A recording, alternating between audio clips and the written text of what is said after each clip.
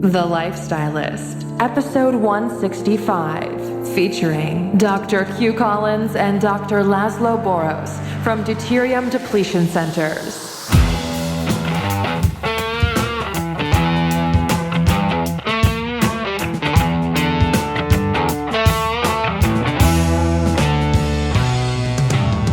I'm Luke Story, a former celebrity fashion stylist and founder of School of Style.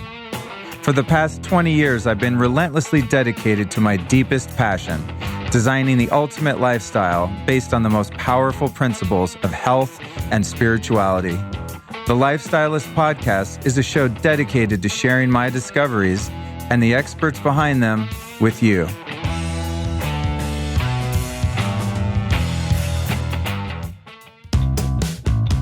People always ask me about my favorite hotspots when it comes to health and wellness and all things biohacking in Los Angeles. After all, I've been here 30 damn years. I better know something. One of my favorite places to go look good and feel good is Tonic Wellness Boutique. It's up on Beverly near the Beverly Center and the Grove, actually. So if you're traveling, you got the two best malls in LA on either side of it. But what they do over there is really intensive therapy. So one of my favorite things to do, of course, is cryotherapy. What I like about their cryotherapy is it's whole body, but they also have local. So their cryotherapy uses sub-zero temperatures to boost oxygen and nutrients, and it only takes 3 minutes. You also get a super rush treatment, removal of toxins, and a toning of your muscles. The boost in your metabolism actually causes the body to burn between 500 and 800 extra calories in the process. It also refines the general state of your skin to help reduce and prevent signs of aging. So what's cool about the Tonic Wellness Boutique is that it's not only centered on the biohacking and feeling good, but it's also really about looking good. It's very Hollywood centric. So if you're someone that cares about your skin, if you want to burn calories, you want to lose weight, you need to get over there, hop into that cryo, hop in the saunas, get some localized cryo on problem areas, and you will be looking and feeling great. So go to tonicboutique.com to set yourself up with an appointment and tell them I sent you. You'll get some extra special treatment over there. tonicboutique.com.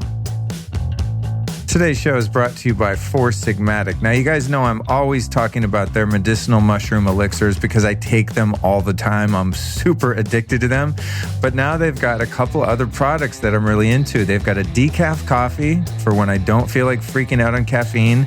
And then they have a regular coffee, but not just coffee. Both of them are infused with medicinal mushrooms. So it's a mushroom coffee. They're fantastic. They've also got some matcha drinks like the matcha with lion's mane. And the thing that's cool about the Four Sigmatic drinks is they're totally organic. They're super powerful herbs and superfoods and mushrooms, but they're really easy to use. That's the issue I've had, trying to be healthy and making myself some cool drinks, is that it's kind of a pain in the ass and I have to open up all these different containers and it's a big project. Their products come in these little packets. You just pop them open. They're very portable. I take them on the plane. I take them on trips. I keep them in my bag, in my car. I kind of have them all over the house, and I can just use them whenever I want. So Four Sigmatic, one of my favorite companies. If you want to check them out, I highly recommend that you do. To do that, you go to foursigmatic.com, and like all of my sponsors, they offer a sweet discount to the listeners. If you use the code LukeStory, you will save 15% off your order, which is a pretty good deal. So go to foursigmatic.com, enter the code LukeStory, and save 15%. Check it out. All right, cowboys and cowgirls, what's happening? It's Luke Story bringing you another episode of the Lifestylist Podcast. Today is a very special episode about one of the most cutting-edge secrets in health and healing. It's all about depleting your deuterium. What is that? Well, you're going to find out. But before we jump into this episode with Dr. Laszlo Boros and Dr. Q Collins, two of the foremost experts in the world on the topic, let's talk about what's going to happen this Friday. This Friday, we're going to have a bonus episode with Dr. Ann Cooper, also about deuterium. So if this 3.5 hours that we're about to dive into is not enough for you and you have questions left unanswered, make sure to tune in this Tuesday to get the missing links that were not present in this conversation. Then next Tuesday, we've got number 167 with my boy John Wolf from On It. And we're going to be talking about taking your fitness to the next level, something I could personally use some of. I also have some upcoming events. I'll be speaking and also presenting Luke's Biohacking Lounge at Mercado Sagrado, October 13th and 14th in Malibu Canyon. I'll be at Whitma Live in New York City, October 25th. And then I'll be doing a very special event at Rama, New York City on the Lower East Side, October 27th. And the Rama event is, they're all going to be great. But the Rama event I'm really excited about because I'll be celebrating my 48th birthday and doing a really deep dive spiritual workshop. So you can find access to those events and any more information at lukestory.com/events. That's lukestory.com/events. So we're going to be digging into this topic today, as I said, called deuterium. And this is a really technical topic. It's a medical issue. It's a health issue. And I believe that I have struck gold when it comes to one of the biggest biohacks. And this is something that's known a bit within the biohacking community, people that are really, really deep into the health stuff, but something that's not really known by the general public at all. And since doing this interview, I started Depletion Protocol, and you'll learn what that is. And I'm feeling really good. And this all has to do with your mitochondria. A lot of, people now that are into health are hearing that buzzword around. And we're going to really get to the bottom of this with our two esteemed scientists/doctors in this conversation. And I want to encourage you to stay through to the end. This is a long one and it's a deep topic, but I don't really think that it's going to get boring at any point. It was a pretty lively conversation. These guys are brilliant. They're geniuses, but they're also really fun and relatable. So, and they're very different. It's just two really cool guests. So I'm very excited to be kind of the first podcaster that I'm aware of to drop such a deep episode on this thing. So here's what we talk about in today's show. What is this thing we call deuterium and why is it bad? How does deuterium building up in our body destroy our metabolism? It turns out, you guys, that this deuterium stuff builds up in your body and leads to most, if not all, metabolic diseases. It's crazy. The natural things our ancestors did to regulate deuterium levels in their bodies. How much deuterium in your body is a problem? My deuterium level results from a breath test and saliva test that I did. We talk about the levels that I have and how I can get them down. As I said, I'm currently doing that. How deuterium breaks down three-dimensional structures in your body and why this is so detrimental to your health. How our society's problematic diet is contributing to deuterium buildup, the relationship between deuterium and diabetes, cancer, neurodegenerative diseases. Wow, that's a mouthful. I think trying to say that is going to give me one of those degenerative diseases. And of course, Lyme disease, which is something I'm always working on studying. How you can eat a deuterium depleted diet. And then we posed the question, and I don't really like the answer that we got, is fruit a good thing to include in your diet? Now, a lot of people that are keto, paleo, etc., don't eat a lot of fruit. And fruit's one of those sort of health crazes that comes in and out of vogue. If you listen to the medical medium, he says you should be eating tons of fruit every day. These guys have a different opinion on that due to the deuterium levels in fruit. So we're going to get to the bottom of that. And then the fact that we create metabolic water in our body that is deuterium depleted. Yeah, your body makes water. It is crazy. This is going to blow your mind, you guys. And then finally, why the camel is the mascot of the deuterium movement. And it is really turning into a movement. As I said, it's kind of underground still, but it is growing in popularity. So before we jump into this episode with Dr. Laszlo Boros, who, by the way, is the chief scientist of metabolomics at the Center for Deuterium Depletion. He's also a professor at UCLA. And then Dr. Q Collins, principal scientist of deuterium depletion therapies at the Center for Deuterium Depletion. He's also a PhD immunologist. As I said, these guys are very bright. before we get into the conversation with them, I'd like to give you a little tip. Not only can you get access to the events that I put on, the workshops that I participate in, and things like that at lukestory.com/events, but many of you are probably still unaware that you can get my top recommendations in terms of health products, supplements, foods, biohacking technologies, things to help you sleep, things to help you focus. Everything that I have adopted into my lifestyle can be found at lukestory.com/store. That's lukestory.com/store. If you go to that URL, you will find a beautifully curated collection of links that will take you to the sites where you can purchase all of my favorite products in the world. So that's lukestory.com/store. And it's a really great service that I'm offering to you listeners. It's also a great way for you to support the podcast. Most of those brands that I represent in the store, I have affiliate relationships with. So if you buy a bottle of vitamins, I get $5 or whatever it is. It's not a lot in some cases, sometimes more. It depends on how expensive the device is. But what's really rad for you is not only do you get to save on all that research yourself and just know that I'm very particular about finding the best of each type of product, but in most cases, I've got discount codes that are exclusive to my site. So I'm going to save you some money. So it's a win for the brands to get new customers. It's a win for me to have more support to produce this show in a professional manner and continue to grow my brand and what I'm doing here with The Lifestylist. And it's great for you. You're going to save time and you're going to save money. That's lukestory.com/store. All right. Now it's time to really seriously buckle your seatbelts, get that dome fired up, get that brain turned on, because we are about to get crazy scientific and discover something which could just change your entire life. And if you know anyone that's terminally ill or suffering from, a seemingly incurable disease, this could in fact be the missing link. So it's with much excitement that I bring you Dr. Laszlo Boros and Dr. Q Collins.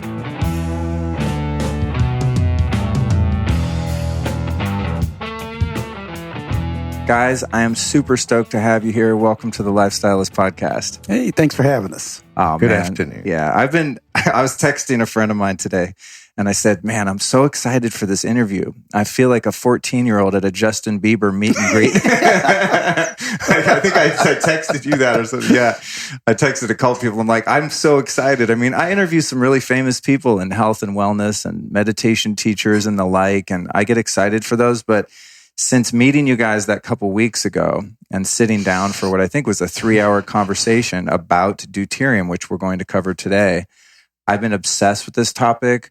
I've watched all of Laszlo's videos that I could find online. There's 2 or 3 of them. I watched one of you 3 with Ann. Mm-hmm. I mean, I'm diving in. I'm searching iTunes for the podcast.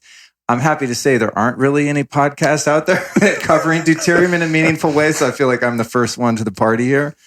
But I'm really excited, and I think that this is just such an important time right now in health. I don't want to go so far as to say we've discovered penicillin here and I'm reporting on it, but it's pretty intense based on our conversation. Very powerful information. So thank you for joining me. I'm really excited to dive in here. So let's start out just with a brief introduction of who each of you gentlemen are. My name is Laszlo Boros. I finished medical school in 1987 in Szeged, Hungary. And I came to the United States in 1990, started at Ohio State University, Department of Surgery, and then I got my faculty position at the University of California, Los Angeles, UCLA. And I'm a full professor of pediatrics at UCLA, and I also do advisory work for the Center of Deuterium Depletion centers. I do editorial work, paper reviews, and teach biochemistry, deuterium chemistry, and medical implications and translational medicine, how deuterium biochemistry would open our knowledge base towards some basic biochemical and medical problems in that sense. Awesome. I understood some of that. Yeah. It's interesting. I always call you Dr. Boros, but when you pronounce it in your native tongue, it's more like Boros. Boros is the Hungarian pronunciation. It is? Okay. But they called me everything else. I've been called a few things myself. I understand.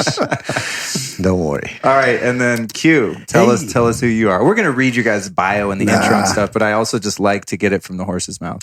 Well, I am Q Collins. I'm a clinical immunologist. Have a PhD. Graduated with a PhD in the late '80s.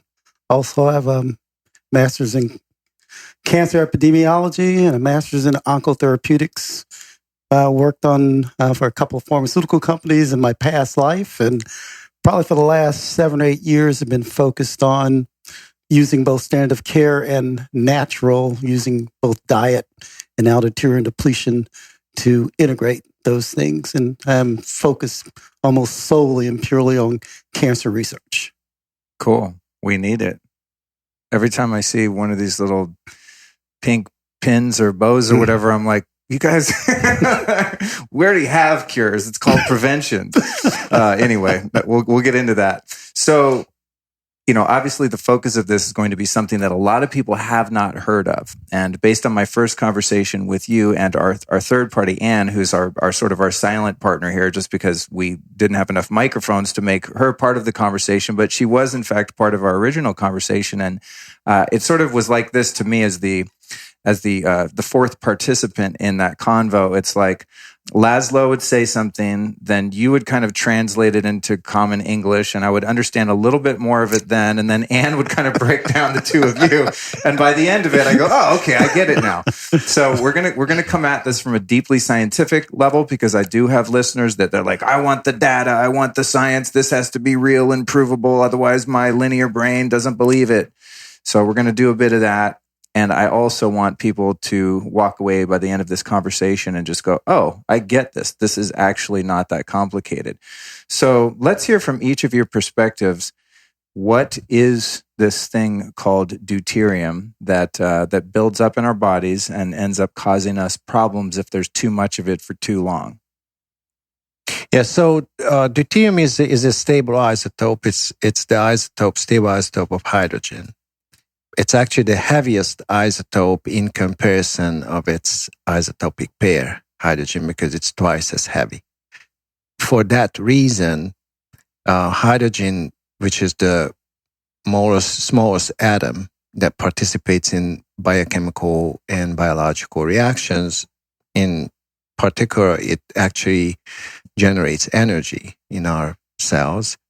A twice as heavy kind of twin brother, or a twice as heavy companion that participates in the same chemical reactions and in the same energy producing reactions is not very desirable, simply because it breaks proteins, it has different affinity to various chemical bonds, and it behaves differently, vastly differently in biological systems.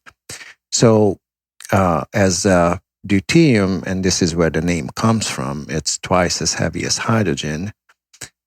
It actually breaks biological systems, cause disease, and induce a lot of non-physiological reactions in any living organism. And we know, besides carbons and oxygen and hydrogen, which actually make up 99.9% of all living organisms, hydrogen is the most mobile or the most reactive, that participates in many biochemical and physiological reactions, and deuterium breaks those systems and mechanisms. So this is why we need to keep it under control. Now, our biochemical systems or our physiological systems have mechanisms to actually control deuterium to a certain environmental threshold, but we exceeded that now.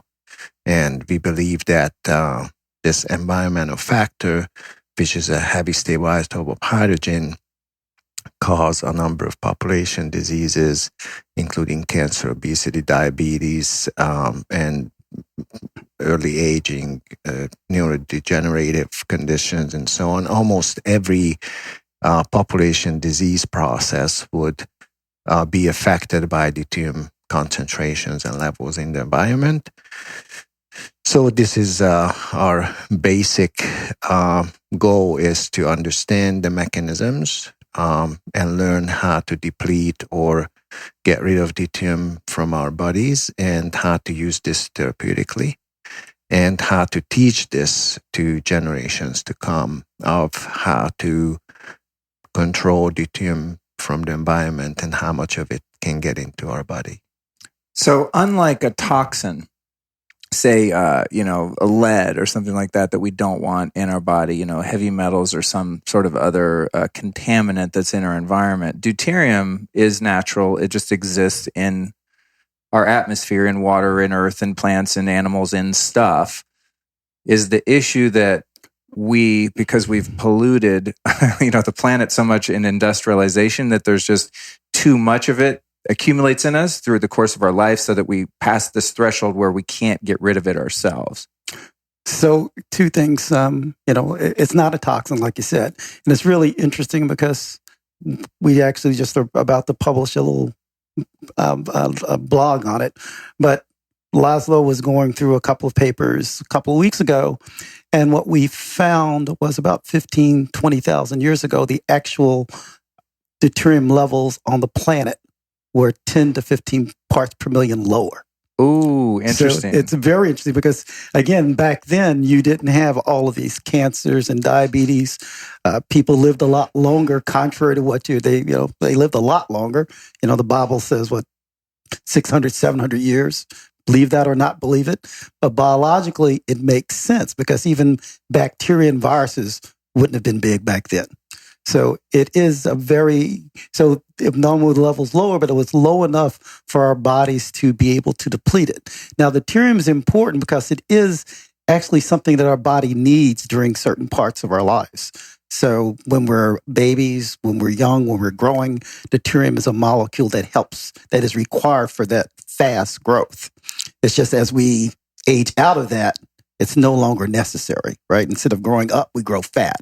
And that, and we grow cancer, we grow diabetes. We grow stuff we don't want to grow. We grow stuff we don't want to grow. And so say I was living 10,000 years ago, pre-agriculture, pre-industry, I would have had a certain amount of deuterium in me as my body's growing. But then as I stop growing through, my late teens, then my body goes, okay, we don't need this isotope anymore, and it starts to deplete it on its own. But now there's just so much coming at us in the water and the food and environment that we reach this certain point and we just can't get rid of it. Is that the basic idea? Yeah, both, and Laszlo can cover it even better than I can. Not only both that there's so much more in the atmosphere, there's so much more around us, but also those depletion mechanisms that we know about, we don't do anymore. We don't sleep well.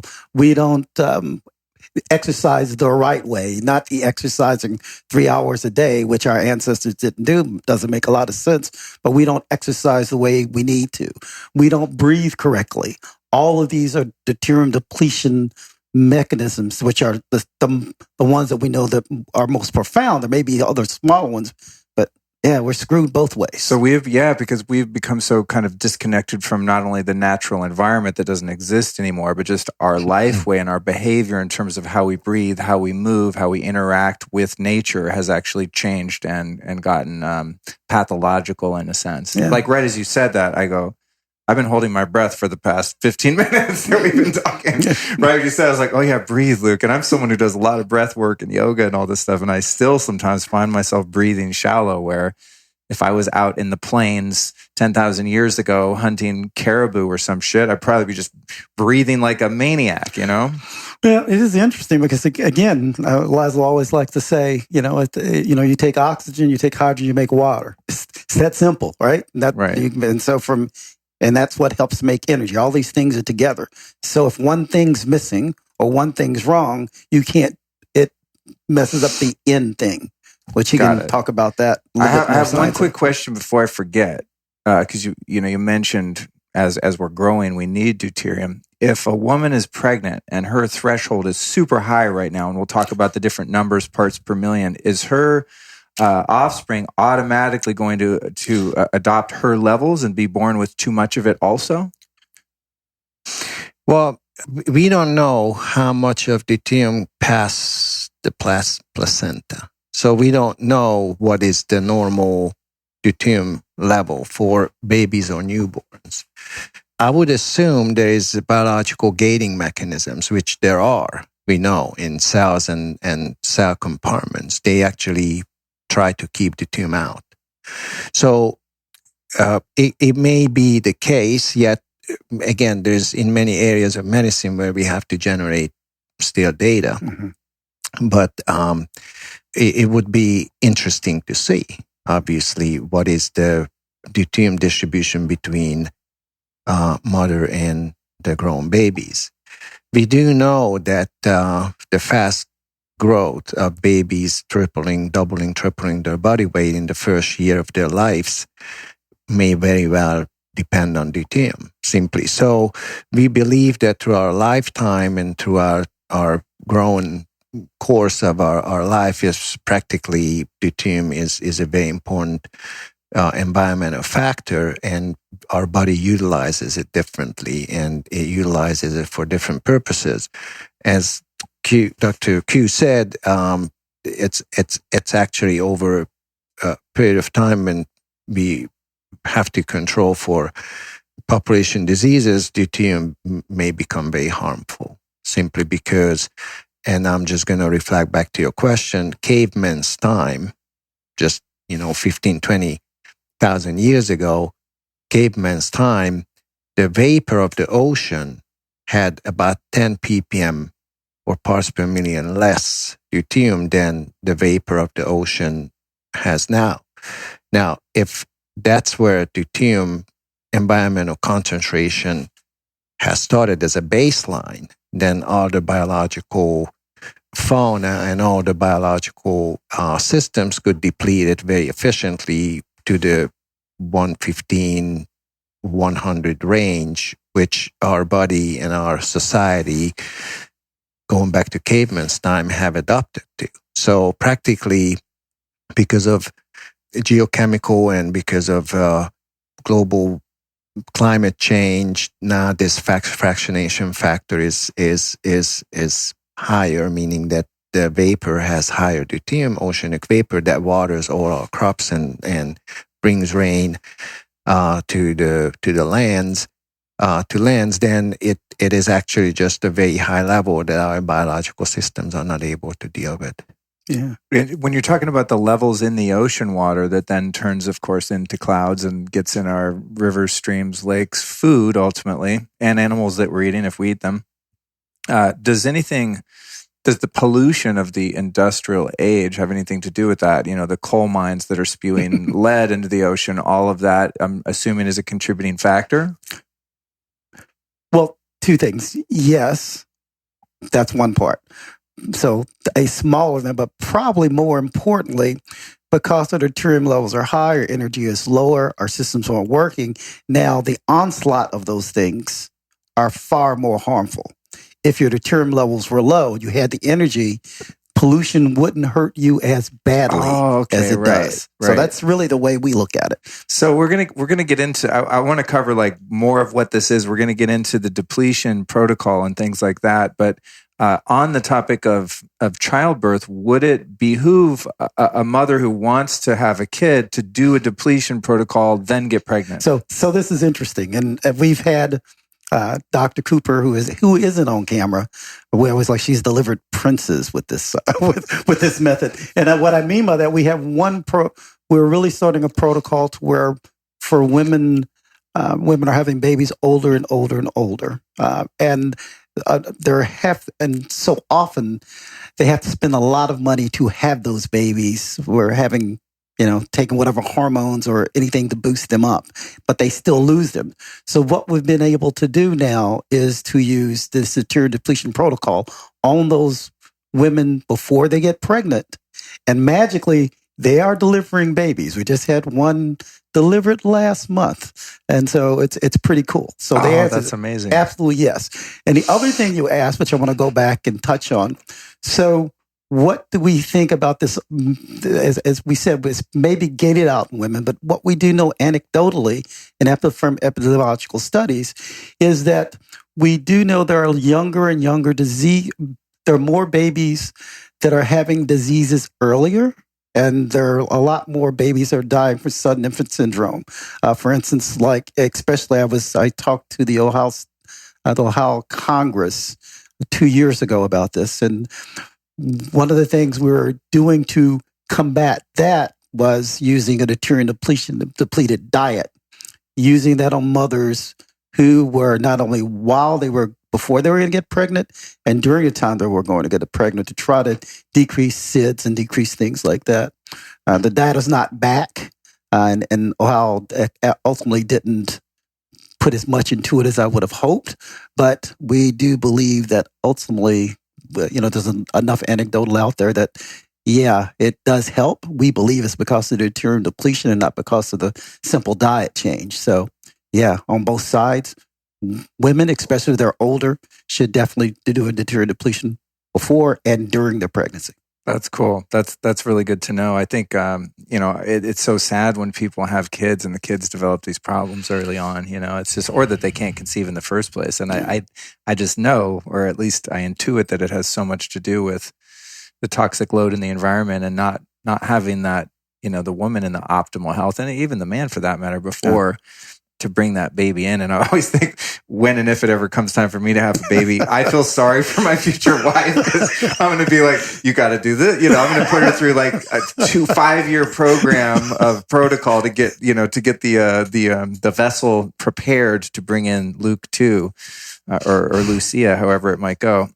So yeah, that's interesting. So when we talk about the levels in parts per million, to me, if you're talking about a level below the threshold of 130, which I'll get you guys to explain, and if I'm 135 versus 130, who cares? Like, how much does each point matter in parts per million with deuterium in your tissues or in your body? Is it almost logarithmic? Does it add up exponentially like that, where 10 points is huge, as you said in our environment, Laszlo, that there's 10 parts per million more now than there would have been prehistorically, and that's a really big deal. It's meaningful. So how do the numbers work in terms of parts per million? Well, basic physics states that parts per million is practically how many of deuterium we have of a million hydrogen. So by definition, parts per million means that 1 million hydrogen atoms in the environment, in any form, in water or just hydrogen gas, whatever it is, it has 155 deuterium isotopes. That's why it's 155 ppm. Parts per million means of a million entities, how many is of what we are naming. Okay. So that's why it's called ppm. And would that be the same when I go out and collect spring water? As you guys know, I'm a spring water fanatic. I've been collecting it all over not the world, but all over the country. And I always have a TDS meter because I'm looking for that really low mineral content. When I find a spring that's super cold and a low TDS, I'm stoked. So my water now, I think, is around 60 total dissolved solids. That's different than a parts per million. That's right. Right. Yet you can measure your ions or whatever solvents there are in water as parts per million. Meaning that it's a very general.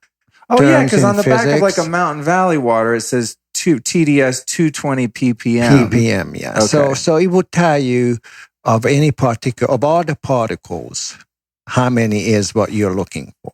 Right. So they count them all.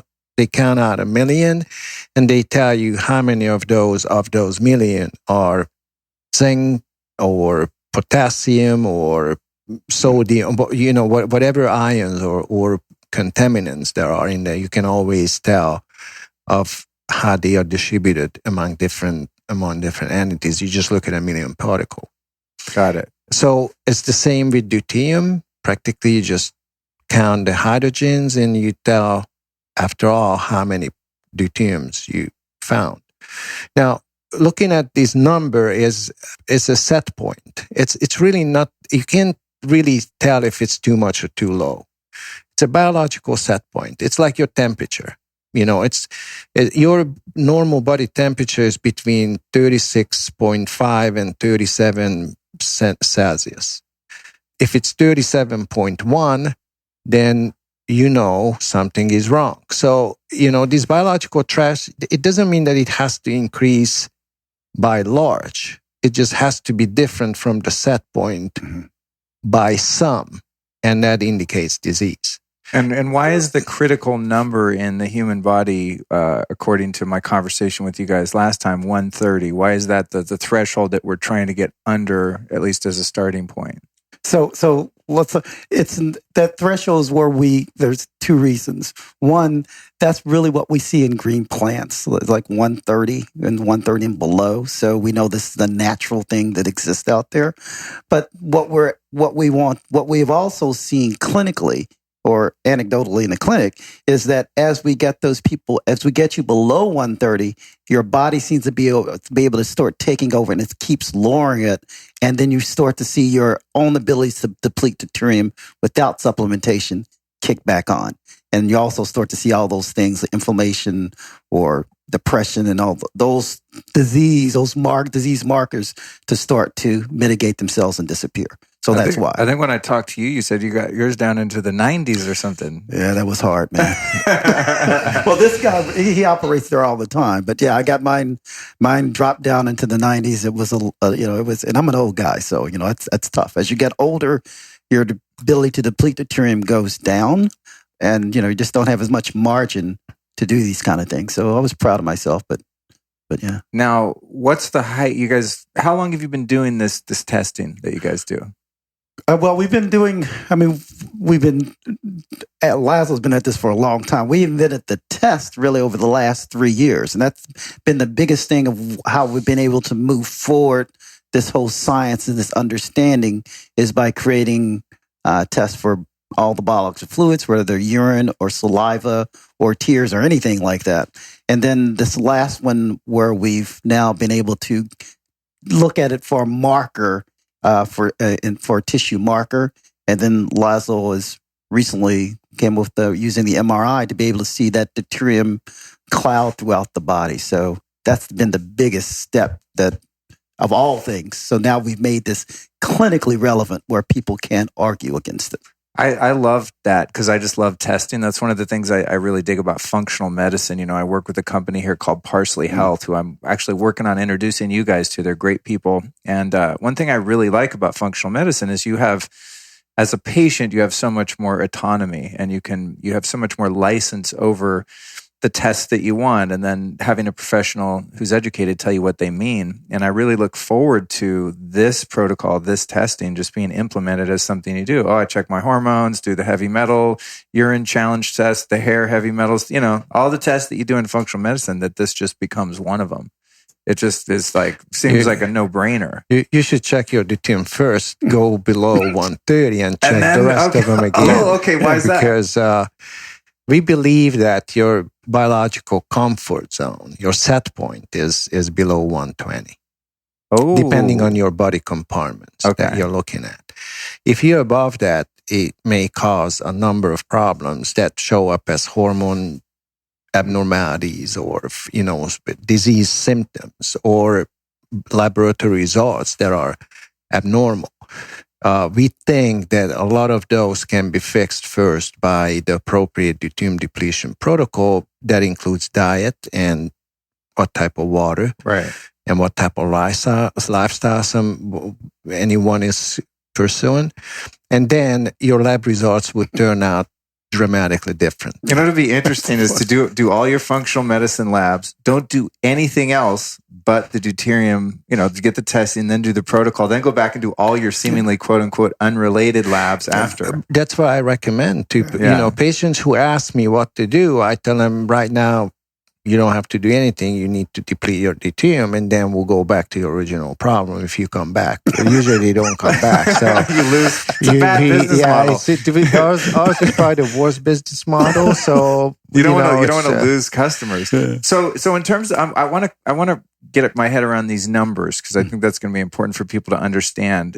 So since you've been doing the testing or just anything you've heard in this niche industry, what's the highest number you've ever heard of for someone who's just severely ill, suffering from some disease? So let's talk about our own numbers because we don't. I don't like to talk about anybody others. It's just so my highest was, and you can talk about those were in the range of 145 ppm For you personally? From me personally, and from my breath, which is the more like my body's deuterium content, my cells. It was kind of a marker of it. It was about 135. So, considering my age and my diet back then, it had to be lowered, obviously. So then you would, try to consume deuterium depleted diets and drink some. I don't drink water, but there's many ways of depleting deuterium very efficiently. But there are, again, very important biological markers: how fast your nails are growing, how fast your hair is growing. So you can tell just by looking at your own biological functions of what is your deuterium kind of in a ballpark. Yeah. Yeah. And we have seen certain things. Again, we don't like talk about the specific number. What we see is when it's above 150, up to 155, just like ocean water, then we see that very rarely, but that's usually associated with people that have a metabolic issue. Right. Okay, we don't know if it's diagnostic. We haven't done nearly enough to do that or trying to validate it. It's just interesting anecdotal information to the point that the highest ones we've seen, they have not been with us much longer. I see. And so have you ever seen a really high number in someone and they're perfectly healthy and have tons of energy and feel amazing? I'm at 150. I'm rocking it. No. Not happened yet? Okay. No. Okay. We've seen high deuterium concentrations, and then after all, we figure there's an underlying medical condition. I see. Okay. But we never seen high or low deuterium levels without a reason. Got it. Okay. And then with that number of 130, which Laszlo said is somewhat arbitrary, and there are other factors contributing to that, I don't even remember who told me this, but I've been talking about deuterium so much, all my friends are ready to punch me at this point since I first met with you guys. And we appreciate it. But somewhere along the line, someone said, it was like a meme, or someone just went, psh. They said, yeah, if your number's under 130, it's impossible to get cancer. Would you say that's... So where did that come from? Is there any basis of truth to that? Deuterium levels can be low enough to where it'd be very difficult to get cancer. Is 130 it? Probably not. Okay. It's lower. What that is, I know Laszlo has a couple of guesses. Educated guesses. Again, it's very relative because medicine and thinking has to change. You may have cancer below 130, but it's not progressing. You may have all what we consider like oncogenic lifestyle or whatever you name it. If you change your diet, if you change your lifestyle, you deplete deuterium, just to be more specific, then the course of your disease, and it's just not cancer, it's, your obesity, your diabetes, your type 1, type 2 diabetes, your medical conditions, if those are not very advanced. Again, we are not magicians. We are biochemists and doctors. So we do very thorough processes as far as publications go, as far as peer review go, as far as generating and interpreting data. And we talk about these scenarios with colleagues and doctors and physicians who treat patients, and we hand this information to them, just what to look for. Simply, we treat many different diseases from the deuterium point of view, but it's not necessarily just and only cancer or cancerous phenotypes. We are actually dealing with a number of other conditions, all of them practically, I would say. And we found that, deuterium measurements and deuterium depletion is very important as far as the cure or therapeutic approaches go. Mm-hmm. And it affects standard therapies, how efficient they are. And it affects drug dosing, whatever is necessary for the patient. And there are many different aspects or many different translational use of this type of information and the data we generate, because we measure, as Dr. Collins was saying, we measure deuterium in body fluids and in breath, in exhaled vapor from patients' lungs. And this is what it leads to definite numbers that we can relate to disease processes. Yeah. So Not only disease process, because people always think this is only for being sick, but it's not. We actually also use the same techniques for athletes and for some of the best athletes in the world, gold medalists. So it is simply the way the body works. And if you make it right, you're a better athlete. You make it wrong, you're sick. Will it make me run faster? Yes. No, that's not. No.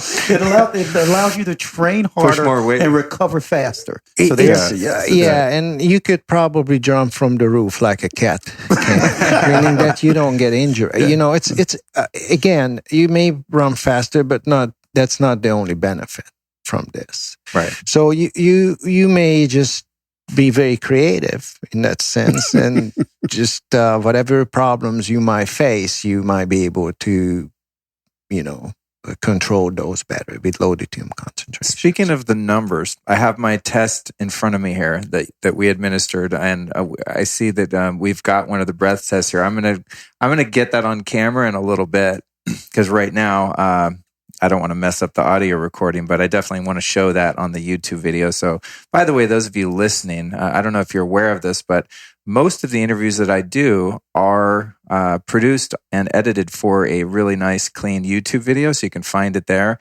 And if you follow me on Instagram at Luke Story, I do just about every interview live, and you can see the behind the scenes of a conversation just like this, as well as in the private Facebook group, The Lifestylist Podcast. So go to Facebook, join the group, and you can watch all of the hijinks that you listeners that are hearing the audio podcast don't get privy to. So back to my numbers. So I just did this test with you guys, which was the breath and saliva test. Q sent me the results via email, and we've got, for the listeners, I'm just going to explain what this report looks like. It's a very simple graphic here, which thank God it's not a bunch of data. It's very easy to read. There's red is saturated, which is over 150. Then we've got elevated in the yellow. That's 130 to 150.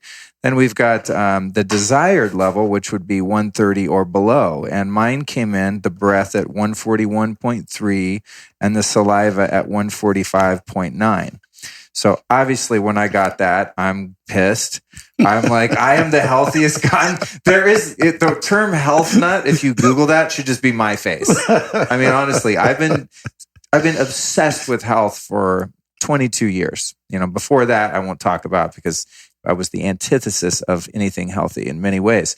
But man, I mean, I've done the 30-day niacin sauna detox flushes where you take copious amounts of niacin and you sweat like a freaking fire hydrant. I mean, I've done sweat lodges. I've done the IV ozone, the oxygen chambers. I mean, when this came back, I'm going, this is impossible. How is mine elevated and past the healthy point? Because I think I'm so healthy and I've done everything.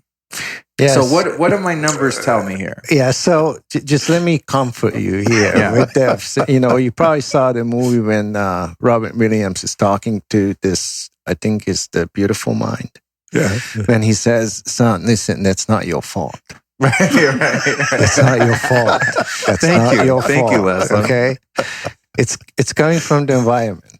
So it's really not your personal fault. It's practically it's probably the time we live in. Right. There's because of climate change, and that's, we came from an ice age to a climate change that is warming, and less deuterium is fractionated from the ocean.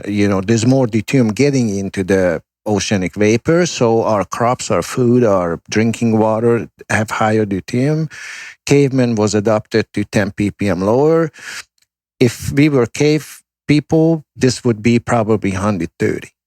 So practically everybody is dealing with the same problem as you, and we all breathe the same vapor. We all eat, I would assume, similar things, at least as far as food source go. But practically, this data shows where you should be.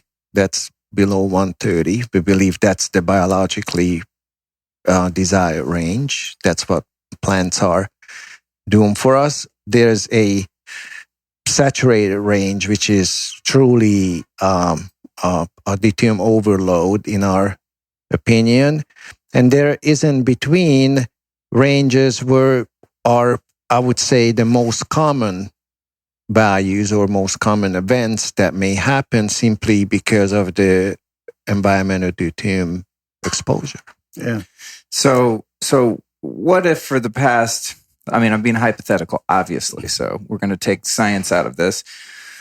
What if for the past 22 years, instead of me only eating organic, collecting my own pristine spring water, doing the saunas, doing the detox, the ice baths, all the stuff I've been doing, what do you think my numbers would look like if I spent the past 22 years eating at McDonald's every day, being on 3 or 4 pharmaceutical drugs, drinking tap water, living like the average American? So I think it's two things. You see, more importantly, yes, you would have higher numbers. They would be higher.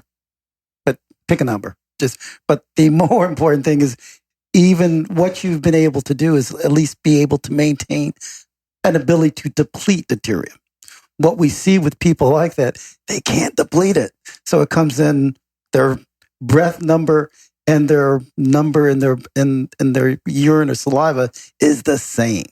That's where it's scary. So right? I got 3 or 4 points here of a spread between the breath and the saliva. Does that tell you that I'm depleting some of my own? You're depleting some on your own. We still have to get that better.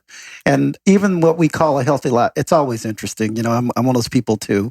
Healthy. Unfortunately, our understanding of what health is and a health style is probably kind of skewed. I know that, we all take the right supplements and the right minerals, the right vitamins.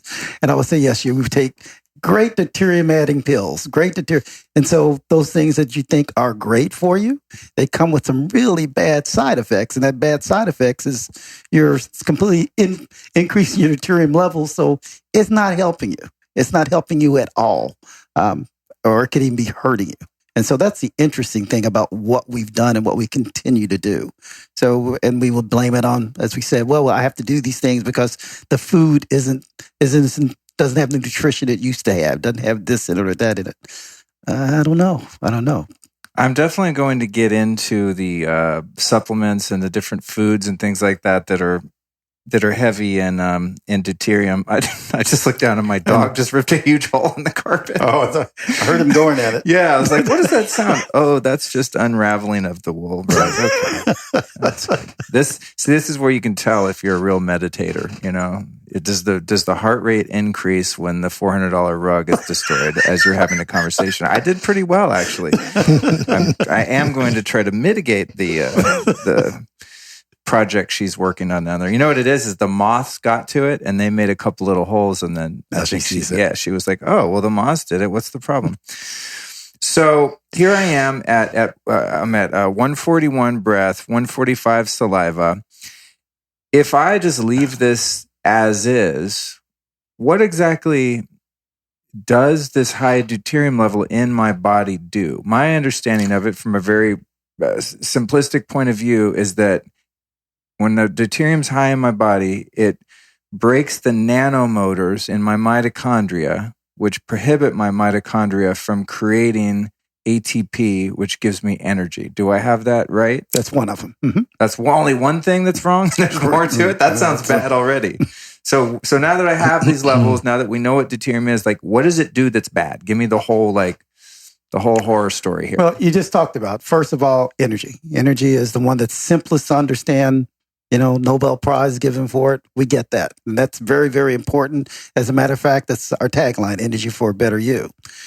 But and that's big because that energy, you can imagine if your energy is 10% less, people go, oh, what? If you looked up in the sky right now and saw 10% less stars, we'd have an emergency, right, going on. But that's really what goes on in your body. 10% over 20% less energy over 20 years means your immune system's not working, means your skin cells are dying, means all these things that needed to be funded can't be funded.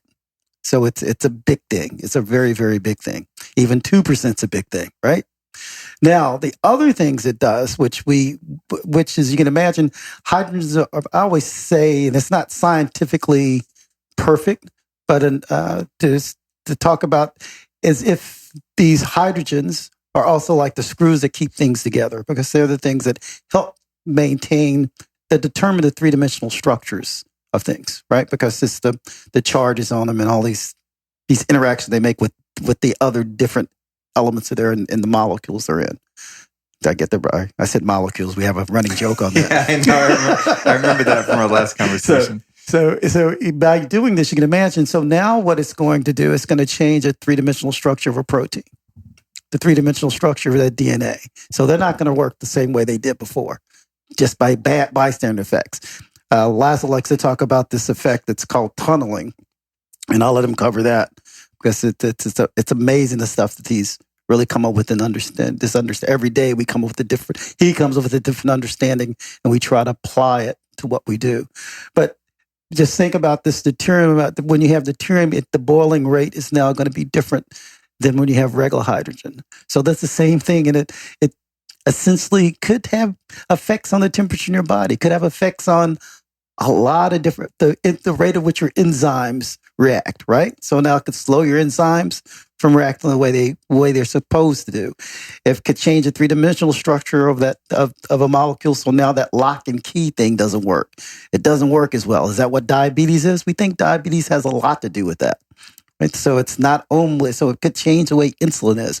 We know for a fact the most important nutrient in us, which is cholesterol, that you get once it becomes deuterated, that it changes, and it now can't be used to make the precursors for vitamin D and for estrogen and for testosterone and for progesterone and for bowel and for all these other things. This is important too. Whoa. So you're saying when your cholesterol is deuterated, when it's full of deuterium high, then it is not usable for those foundational That's right. building blocks. Wow, that's interesting. Yeah, and they don't have to be fully deuterated. That's the point. That's why the set point, like temperature, if it's like 1 degree higher, it's like everybody's like, oh, where's the doctor? Where's the doctor? Because, and that's true of all human beings. Their average temperature is 36 point, again, in that range, 36.5 Celsius. So, and that's probably the same with deuterium. The normal should be 120 ppm.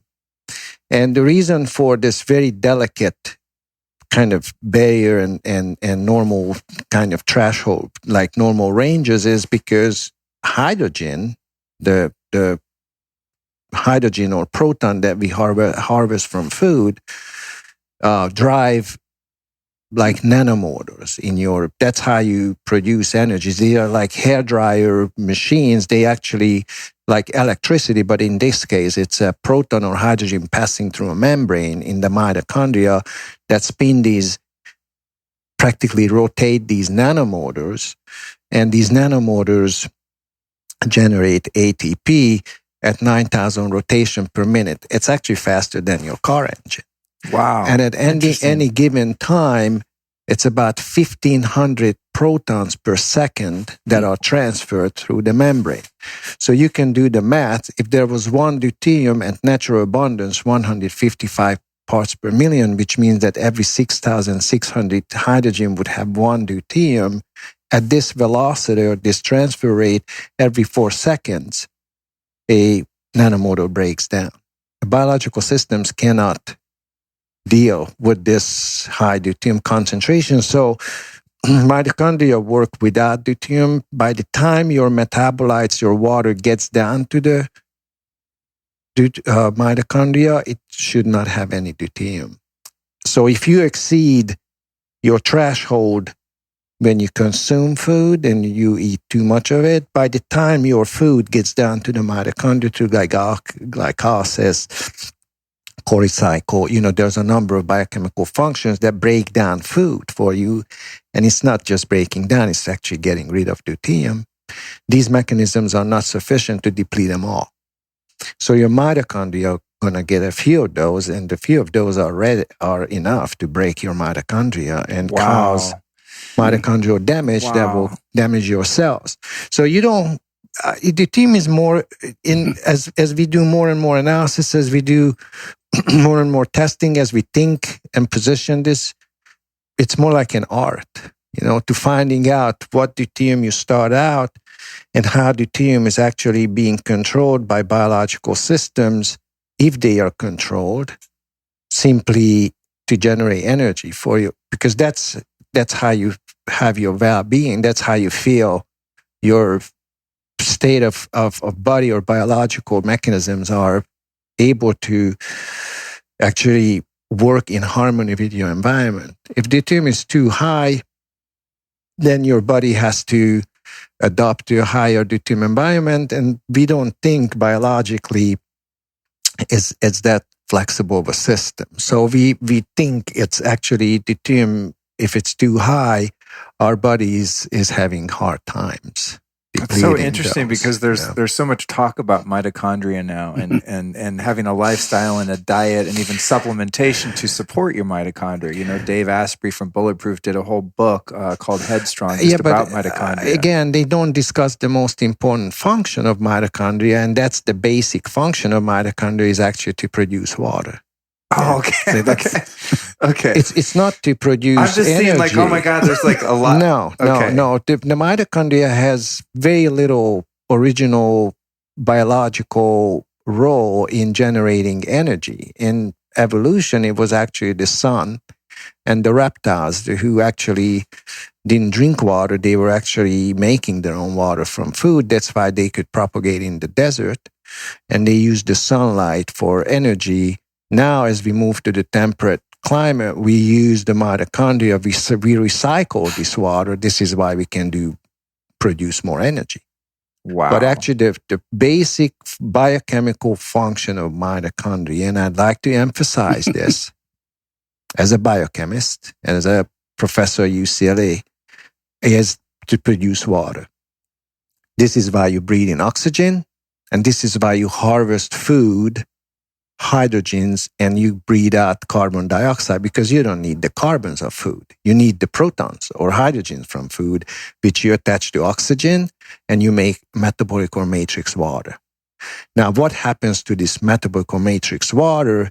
That decides if your mitochondria is producing energy, ATP, or you use this metabolic water as a chemical solvent and you use it for your body's hydration. That's what the animals in the desert do. But obviously they have sunlight, or so they don't have to produce ATP as much as like we here in the temperate climate. So a polar bear then would be not using sunlight to produce energy. It would be making its own metabolic.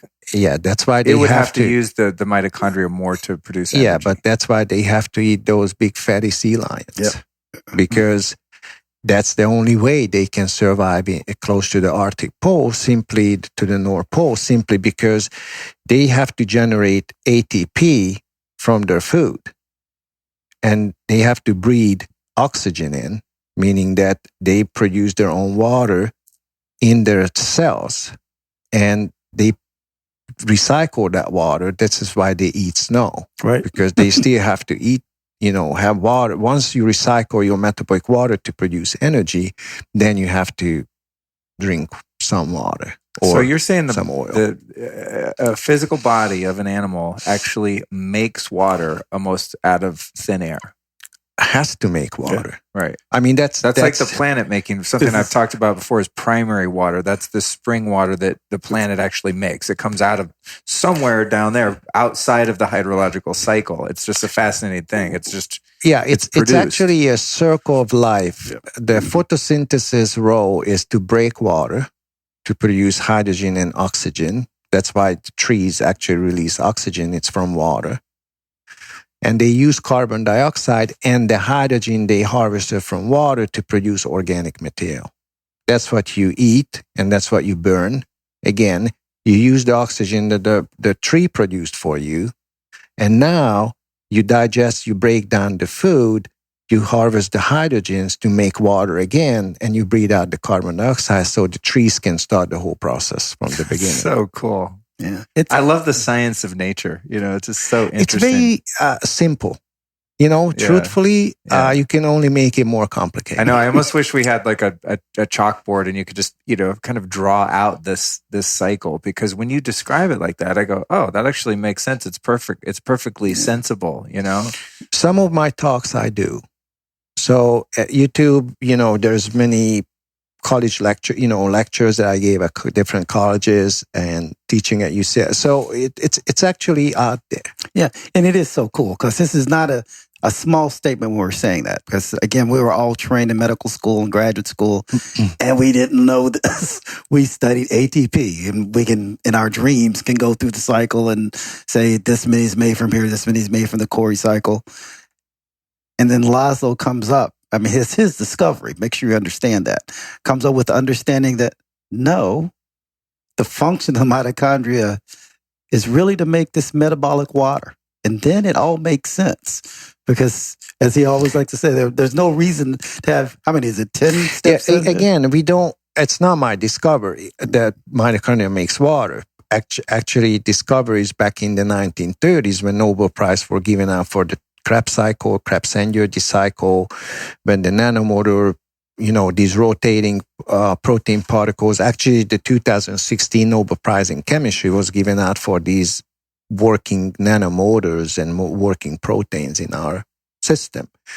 And it's very basic biochemical information. That's why you can't really question its validity because do we breathe in oxygen? Yes. Do we eat food? Yes. Do we make water? Yes. That's what oxygen is for. And that's what the hydrogen from food is. Is this water deuterium depleted? Indeed it is if you eat deuterium depleted food, which is natural grass-fed food. If this food is grain-fed or GM or whatever they do in the pharmaceutical or in the industrial process to our food source, it's usually deuterium enrichment, meaning that they feed the cow the fat source we burn into metabolic water with something else the cow would need unless they lock him up in a barn and they just feed them with grains or protein supplement, whatever they feed them is not our food and it's not the cow's food. So actually what the cow produces as meat source is not it's really not healthy for us. So practically when it comes to understanding deuterium is we have to go back to these very basic, very fundamental biochemical routines and information and build our knowledge from there. That's so interesting about the body being able to produce its own water. Would you tell us the story about, I want to go into the desert animals more. You told me before about the camel and how it's able to use all of that fat in its hump to produce this metabolic water that it then hydrates with. How does that process work? Dr. Q is the camel expert. Okay, do the camel thing. The camel. We love camel. There's a great book called The Alchemist, and if you read The Alchemist, there's a part in it to where there's an Arab merchant, and there's a young kid that's going out to the middle of the desert to find all the gold, and he tells the kid, he goes, "Whatever you do, when you go I'll just get a horse and ride a horse." And the kid is so confused because all the rich people only ride camels. He says, No. You want to ride a horse because as the horse goes out, you can tell how old a horse is. And as the horse goes out, to ride it back and you'll ride it back, right? And you'll see it getting older and older and older. And then you get a new horse because you don't want the horse to die in the desert. A camel, on the other hand, he said, you can't tell the difference between age and a camel. And the boy didn't know this because he was a poor kid. You can't tell between a 7-year-old camel, a 30-year-old camel, 40-year-old camel. And what will happen is a camel will walk, keep walking, and die in the middle of the desert, and then you'll die. And he says, why? Because, the camel's hump is made, is totally fat. It's not water. And they take all that fat and they change it into, as he said, metabolic water. So camels don't get sick. Camels don't get cancer. Camels have energy to just keep going, and they die when they're supposed to die, when they just wear out. And so is that water that the camel's making in their hump with that fat, then you call it metabolic water? That's water that's depleted in deuterium. So are they in fact a deuterium depleting machine? They may be ugly, but they're incredibly deuterium depleting. We want it as our mascot. and Dr. Cooper wouldn't let us do it. It's kind of, it reminds people of Camel cigarettes, to be fair. That's the excuse she when used. When you say, like, give me a Camel, I mean, I'm like, that brings me back to 1986, man. I used to smoke a pack a day. But they got it right. I don't know. But these camels, it's so neat because they don't drink water. They eat cactuses. I mean, they eat cacti with all the spike. And we watch the videos of, they literally eat them, and they make their water from probably one of the most deuterium depleted plants on this planet. Ooh, that reminds me. I want to ask you guys about tons of foods and stuff, but one thing that I eat a lot of is raw aloe vera. Do you think that, like a cacti, would be low in deuterium? The gel. I eat the gel out of the inside. Green or organic, all material that is produced in plants are deuterium depleted. Okay. Even the sugar. Okay, good. If you eat sugar from beans or green plants, glucose, at specific carbon positions, which is the third and the fifth carbon and sixth carbon, those are actually heavily deuterium depleted carbon positions. All right, I'm going to get into some more of the food stuff as we go along here, but I didn't have my pen with me. I don't want to forget. Every morning I put a huge fillet of aloe in my little morning tonic, So I was like, oh man, I hope that's not bad because it's so good for the gut. Okay, I want to talk about some specific conditions then, starting with diabetes. When we met before, Q was telling me this miraculous story about a kid who had, I believe, type 1 diabetes, went through the depletion protocol, and within 10 days or something tested negative for the markers. What's up with the diabetes and how it relates to deuterium levels? We need to clarify a few basic things. Actually, one is very important. Diabetes only means you have plenty of urine. It has two types. One is the mellitus, which is sweet tasting urine. In the mid-ages, when these diseases were described, actually physicians, doctors, they tasted urine. That's why they named these diseases. Well, that's what you call dedicated to your craft. That's why it's called plenty of urine, which is sweet. I can't even get my doctor to sit with me for 10 minutes and explain something, let alone drink my pee. Well, historically, to understand, that's where it takes us back in time. Okay. Now, there's diabetes insipidus. When you don't have this vasopressin or antidiuretic hormone, you have plenty of urine, but it doesn't taste sweet. So that's why we call it a different diabetes. But diabetes doesn't mean that you have problems with your sugar. That means you just have plenty of urine.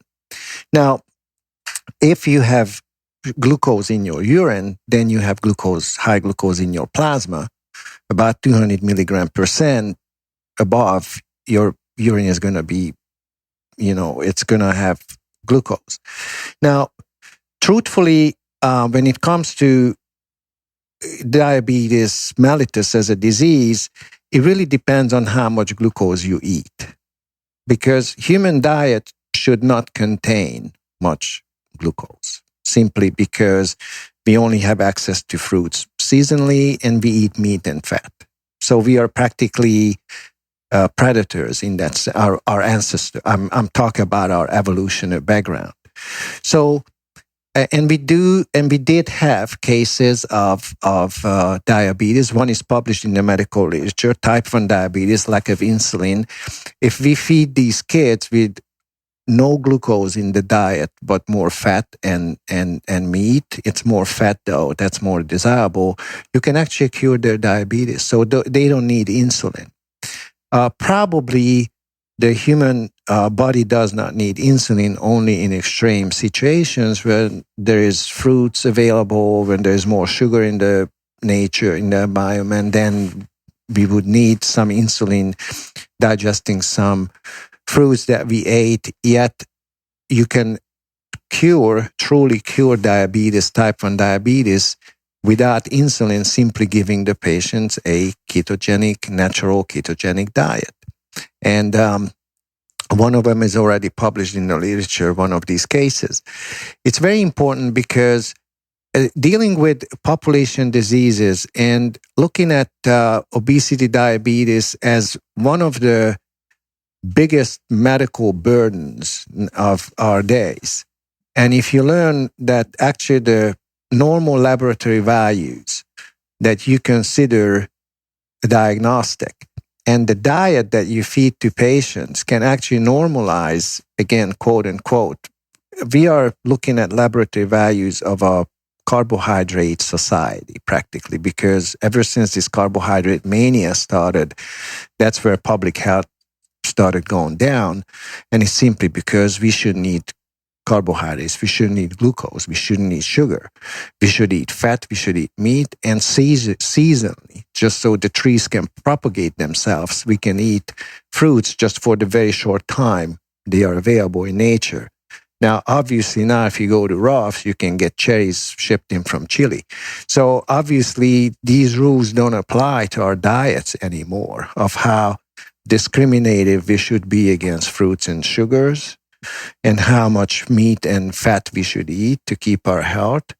And simply going back to your original question, there are species who still live 300 years. Just look at the Galapagos turtles, the elephants, the crow, some birds. I mean, we have actually a human lifespan is very short compared to historic species that are still in the environment. So, truthfully, depleting deuterium through food and not being exposed to sugar and high deuterium source food practically can or cure these diseases would not manifest. This is why I'm telling that once your deuterium level is below this 120 ratio, then you may not have diabetes whatsoever. It clinically just does not manifest. And actually, insulin as a hormone that takes care of glucose, if you consume a lot of glucose, it has a little C-peptide, which actually speeds up these nanomotors, so it just burns everything in your body. So even your hormones that you don't inject with the insulin, you inject insulin without the C-peptide, which actually takes care of these nanomotors.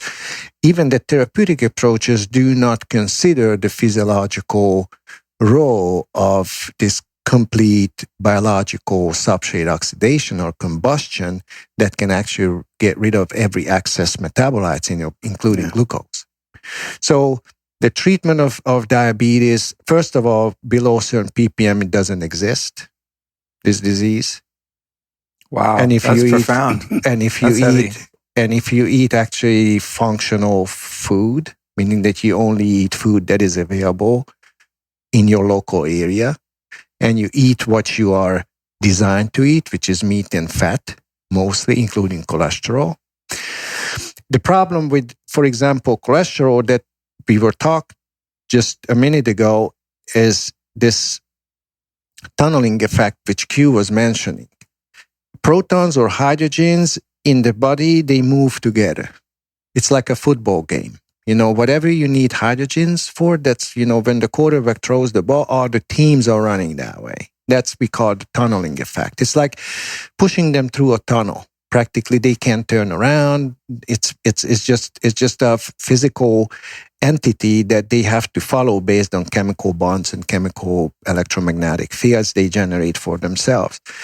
If you insert one deuterium in this kind of hydrogen football game, practically, as they move together in body, if you introduce one deuterium, it's enough to actually disable 1,000 hydrogens around them. Damn. That means, like, when you protect, you know, when you actually put road blockages to this, you know, very important biological function of hydrogen to move and to move proteins and to generate, by moving proteins, energy for our body, a deuterium can break down and stop hydrogens from or protons from moving by the thousand. So that's why MRI can indirectly reveal how much deuterium blocking these radio frequencies in the magnetic field, but actually the image is based on proton movements, because deuterium can compromise that very significantly.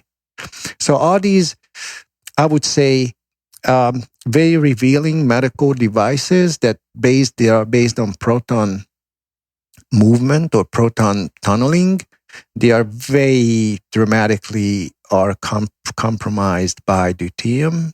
And that's what you see in images, and that's what you see in laboratory results. When did you come up with the part of the testing protocol that involves the MRI, and what's the advantage of doing that, and what body parts do you do, or do you do the whole body? So in our partner Esther, she studied images of eggs in MRI. It's a T1 sequence and it's 1.5 Tesla. We don't need high magnetic field or high energies. We want to have the deuterium's isotope effect to show.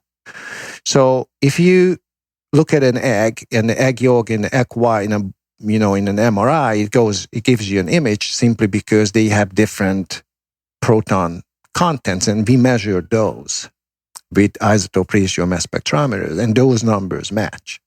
Meaning that if you measure your deuterium content in your egg yolk and egg white, and you actually compare that with the luminances of the image, it's a deuterium, indirectly, it's a deuterium measuring device, or it gives you the same numbers practically.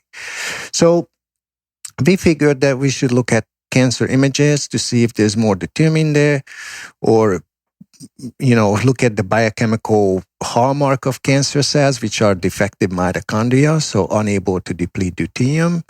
And sure enough, when you look at these images and you look at enough of them, you can see that practically these biochemical defects will lead to different concentrations of deuterium in various body fluids and tissues. And you can actually, by pixel and pixel, you can actually do a mathematical algorithm or a mathematical approach. And in that case, you can actually differentiate among tissues how much deuterium, or in the same tissue, you can actually tell if there's a deuterium accumulating kind of tumor, and you can actually see how bad it is as far as accumulating. That's cool. Deuterium. So say someone has pancreatic cancer, then you could MRI their pancreas and see how much the deuterium level in that organ is playing into the pathology? Well, yes, indeed, for the therapeutic approach or for the clinical positioning approach. But yet,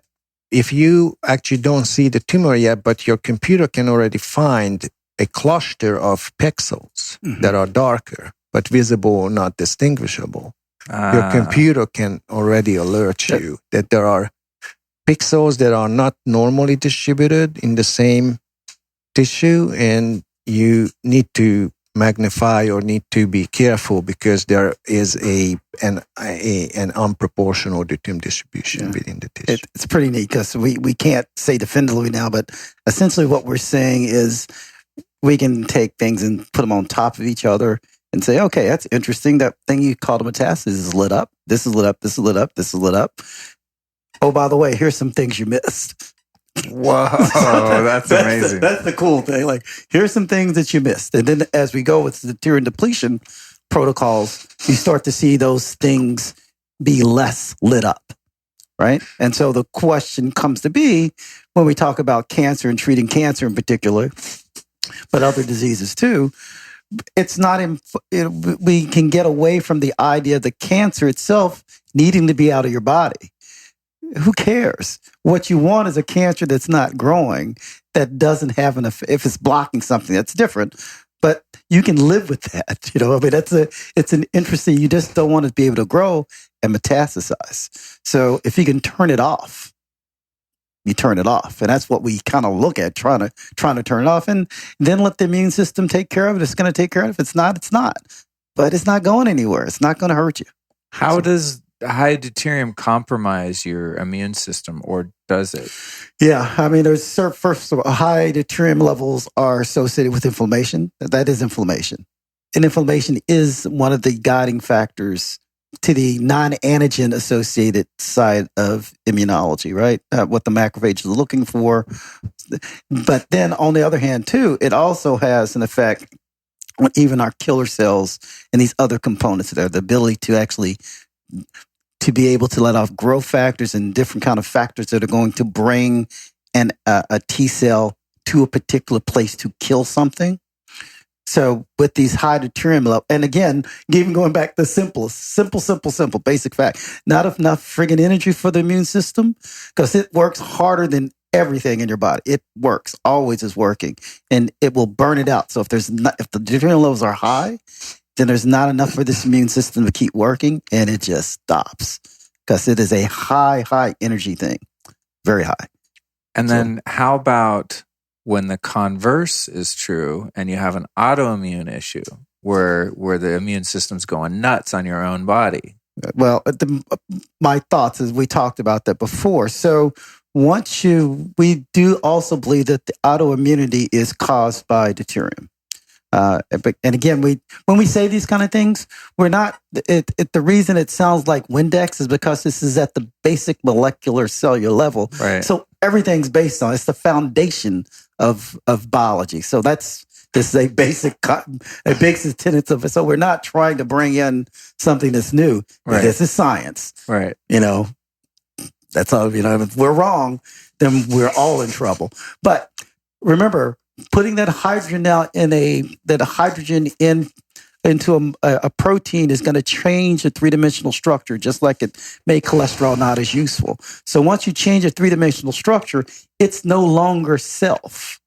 And so now you can get it, and if that's in your adrenal gland or in your elbow or wherever it is, whatever that three-dimensional structure has been changed, now your immune response says this is foreign. Right? And it starts to attack it and raise an immune response to it. Now, if it sees if this is the one place that deuterium is starting to show some effect, it's not only one molecule, but it's going to be thousands and millions of molecules just like it, because that is the problem. That's why it's there. And so now that's what I believe a lot of the autoimmune diseases are. And that's to self. Now, there's also autoimmunity where it's dysregulation to where, again, these T cells and this precision, this precise ability to recognize antigens is not as precise as it used to be because even those cells are tired, right? And again, we start to see a lot of things like gluten and all these other things that start to look a lot like these three-dimensional structures that have deuterium in them, and gluten is a high deuterium. It's loaded with deuterium. That's why it's bad for us. Not because it's gluten. It's because it's loaded like deuterium and looks like a friggin' thing that's loaded with deuterium inside our body. It's not gluten. That's so interesting because that's never in the conversation, because I think the awareness of this is still rather obscure. One interesting observation among physicians and gynecologists is that once somebody becomes pregnant, their autoimmune disease subside and cancer too. So probably as the fetus collects deuterium for their growth, depletes the mother's host. Just to go back to your original example, that's why I try to use this as an example. So autoimmunity is probably very much dependent, as Dr. Q said, it's very much dependent on your deuterium load in your body and what tissues accumulate deuterium. Another interesting aspect of this is that practically your gut flora, your gut, your body, you are actually part of a biological fauna or ecosystem, if you will, practically, and you have 1.5 kilograms of bacteria in your gut and in your body simply because you have to deplete deuterium for your body. So these bacteria, they actually rotate these little protein nanomotors the opposite direction, so they retain deuterium. So that's why they actually grow so rapidly. And stool is nothing else, practically just bacteria that accumulated deuterium and organic material. That is, some of the food is turned into this bacterial mass simply because of the deuterium content. So we believe that our biological systems are designed, and these symbiotic relationships with bacteria and fungus and protozoa, whatever you host in your body, simply because they deplete deuterium for you, and you keep feeding them. That's crazy. And you keep feeding them, so they actually deplete your deuterium in your food, yet you keep feeding them so they can propagate as well with deuterium. And probably the insects like flies, they fly on poop, doggy poop, simply is because of its high deuterium content. Because those are because they live on. They have short lifespans. They have to propagate very efficiently, and that's all controlled by deuterium. Oh, that's crazy. It's funny. Those of you listening, you might have heard Cookie. I just had to take her toy away. She's getting real squeaky. She's never had this much energy. I swear to God. I'm like, usually she'll play for a minute. She sleeps, man. You guys are giving her good energy. Maybe because you guys are all three of you are deuterium depleted. Yeah, she's like, get a little. But something that you made me think of. Yeah, right. No, I'm actually not joking because our breath actually now equilibrates with all living things in this room, and actually she's enjoying now the low deuterium breath from humans because we are deuterium, and now she's active. Wow, that's so. I mean, honestly, I'm like, this is weird. She's very kind of, I wouldn't say lethargic in a negative sense, but she just lays just go around. at it, buddy. You're low in deuterium. You're allowed to do anything. Back to the dog excrement. One thing that's so strange to me is when I take the dog for a walk and she leaves her soil behind, instantaneously flies appear out of nowhere. And I'm like, there was no flies here. There's no flies in the air passing by. It's like they materialize out of thin air suddenly, and they're on that turd before it even drops. Scato, the smell of the dropping is practically modified conjugated cholesterol molecules that are loaded with deuterium. Wow, that's why they have a different smell. That's what I love about it, because when we put, or the products of those. The story is just amazing. It's like it's from A to Z. We can explain how these things fit in, and if we can't explain it right now, we'll know tomorrow, because it's just fact. It's so fascinating. And before I forget, I want to give a shout out to Dr. Jack Cruz and to my buddy Matt Maruca, who's a protege of Cruz, because Cruz is the first guy, if he ever hears this or sees this, he's going to be like, oh, really? So you're into deuterium now?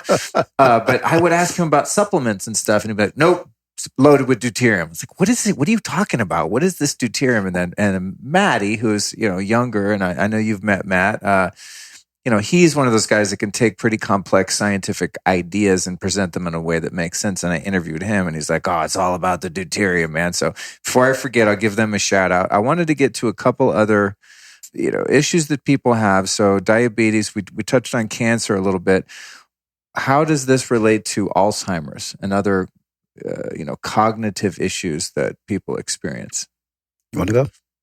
You go first. All right. I love sitting here with you guys. It's like a badminton game. It's like, who's going to take it? Pong. Goes to the other side of the net. Well, again, Alzheimer's is diabetes type 3. Oh. So that's really what it is. So there's several things going on. One, the inability to use for insulin receptors and to use glucose in the brain appropriately.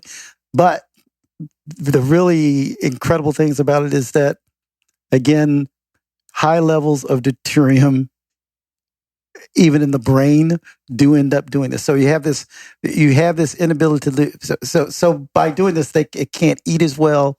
It can't do a lot of these things. And again, remember, 60%, I think 6% of the glucose is used by our brain. So if you now if you get your glucose from, again, grass-fed animals, and it will all turn into glucose. The amount that you need will be there for this brain. But now what we've done instead is you go with this high-carb, synthetic carb, high deuterium diet. And so the glucose that you're feeding it over the ability to deplete deuterium is now just a glucose bomb to the brain. Hence, we have a lot more cognitive problems, including Alzheimer's, epilepsy, TBIs, all these, the reason TBIs are going up, these traumatic brain injuries, may not indeed because we're living in a more dangerous society, is our brains are simply much more susceptible to them because the deuterium load is much, much higher now. So that's what have you guys seen in terms of doing the depletion protocol? And those of you listening, obviously we're going to talk about the solution and what you do about this in terms of diet, lifestyle, and depletion protocol. Have you guys seen any miraculous things happen with dementia or Alzheimer's from? Oh yeah, definitely. First of all, we all know about the things with like Mary Newport and using MCT oil, coconut oil, using ketogenic diets. So all these things that they talk about, I hate to bust everybody's bubble, but it's simply they're deuterium depleted foods. That's all they are, and I'm one of those, I'm one of those people that were big in the ketogenic diet, and a lot of stuff out there came out of my lab and the research that we did. However, as Laszlo was so kind enough when we met 3 years ago to explain to me, it ain't special. It's not. I love the fat summits and the skinny on fat. No, it's just the skinny on deuterium, because that's really is what is important. So we've seen incredible. So that's because I have heard a lot about people having dementia issue reversals and Alzheimer's reversals from doing a ketogenic diet and healthy fats and all that. So you're proposing that this has a lot to do with why that is. It has the only reason. Okay. It's not a lot to do with it. It's why it works. It's why it works. Oh, God, as a matter of fact, we can replace that, because especially with the brain, and once they can't use the sugars and all this stuff, they have to use other pathways. Using deuterium depleted water puts that ketogenic diet and things on steroids. So now it works much better, because I can tell you, if anybody's ever worked with a senior population, getting to eat a keto diet is close to, it's like just give them rocks and snakes. They're not doing it. It doesn't work. So instead, but if you give them deuterium depleted water, it does work. It really changes those things. So it's crazy, but it does. So it makes.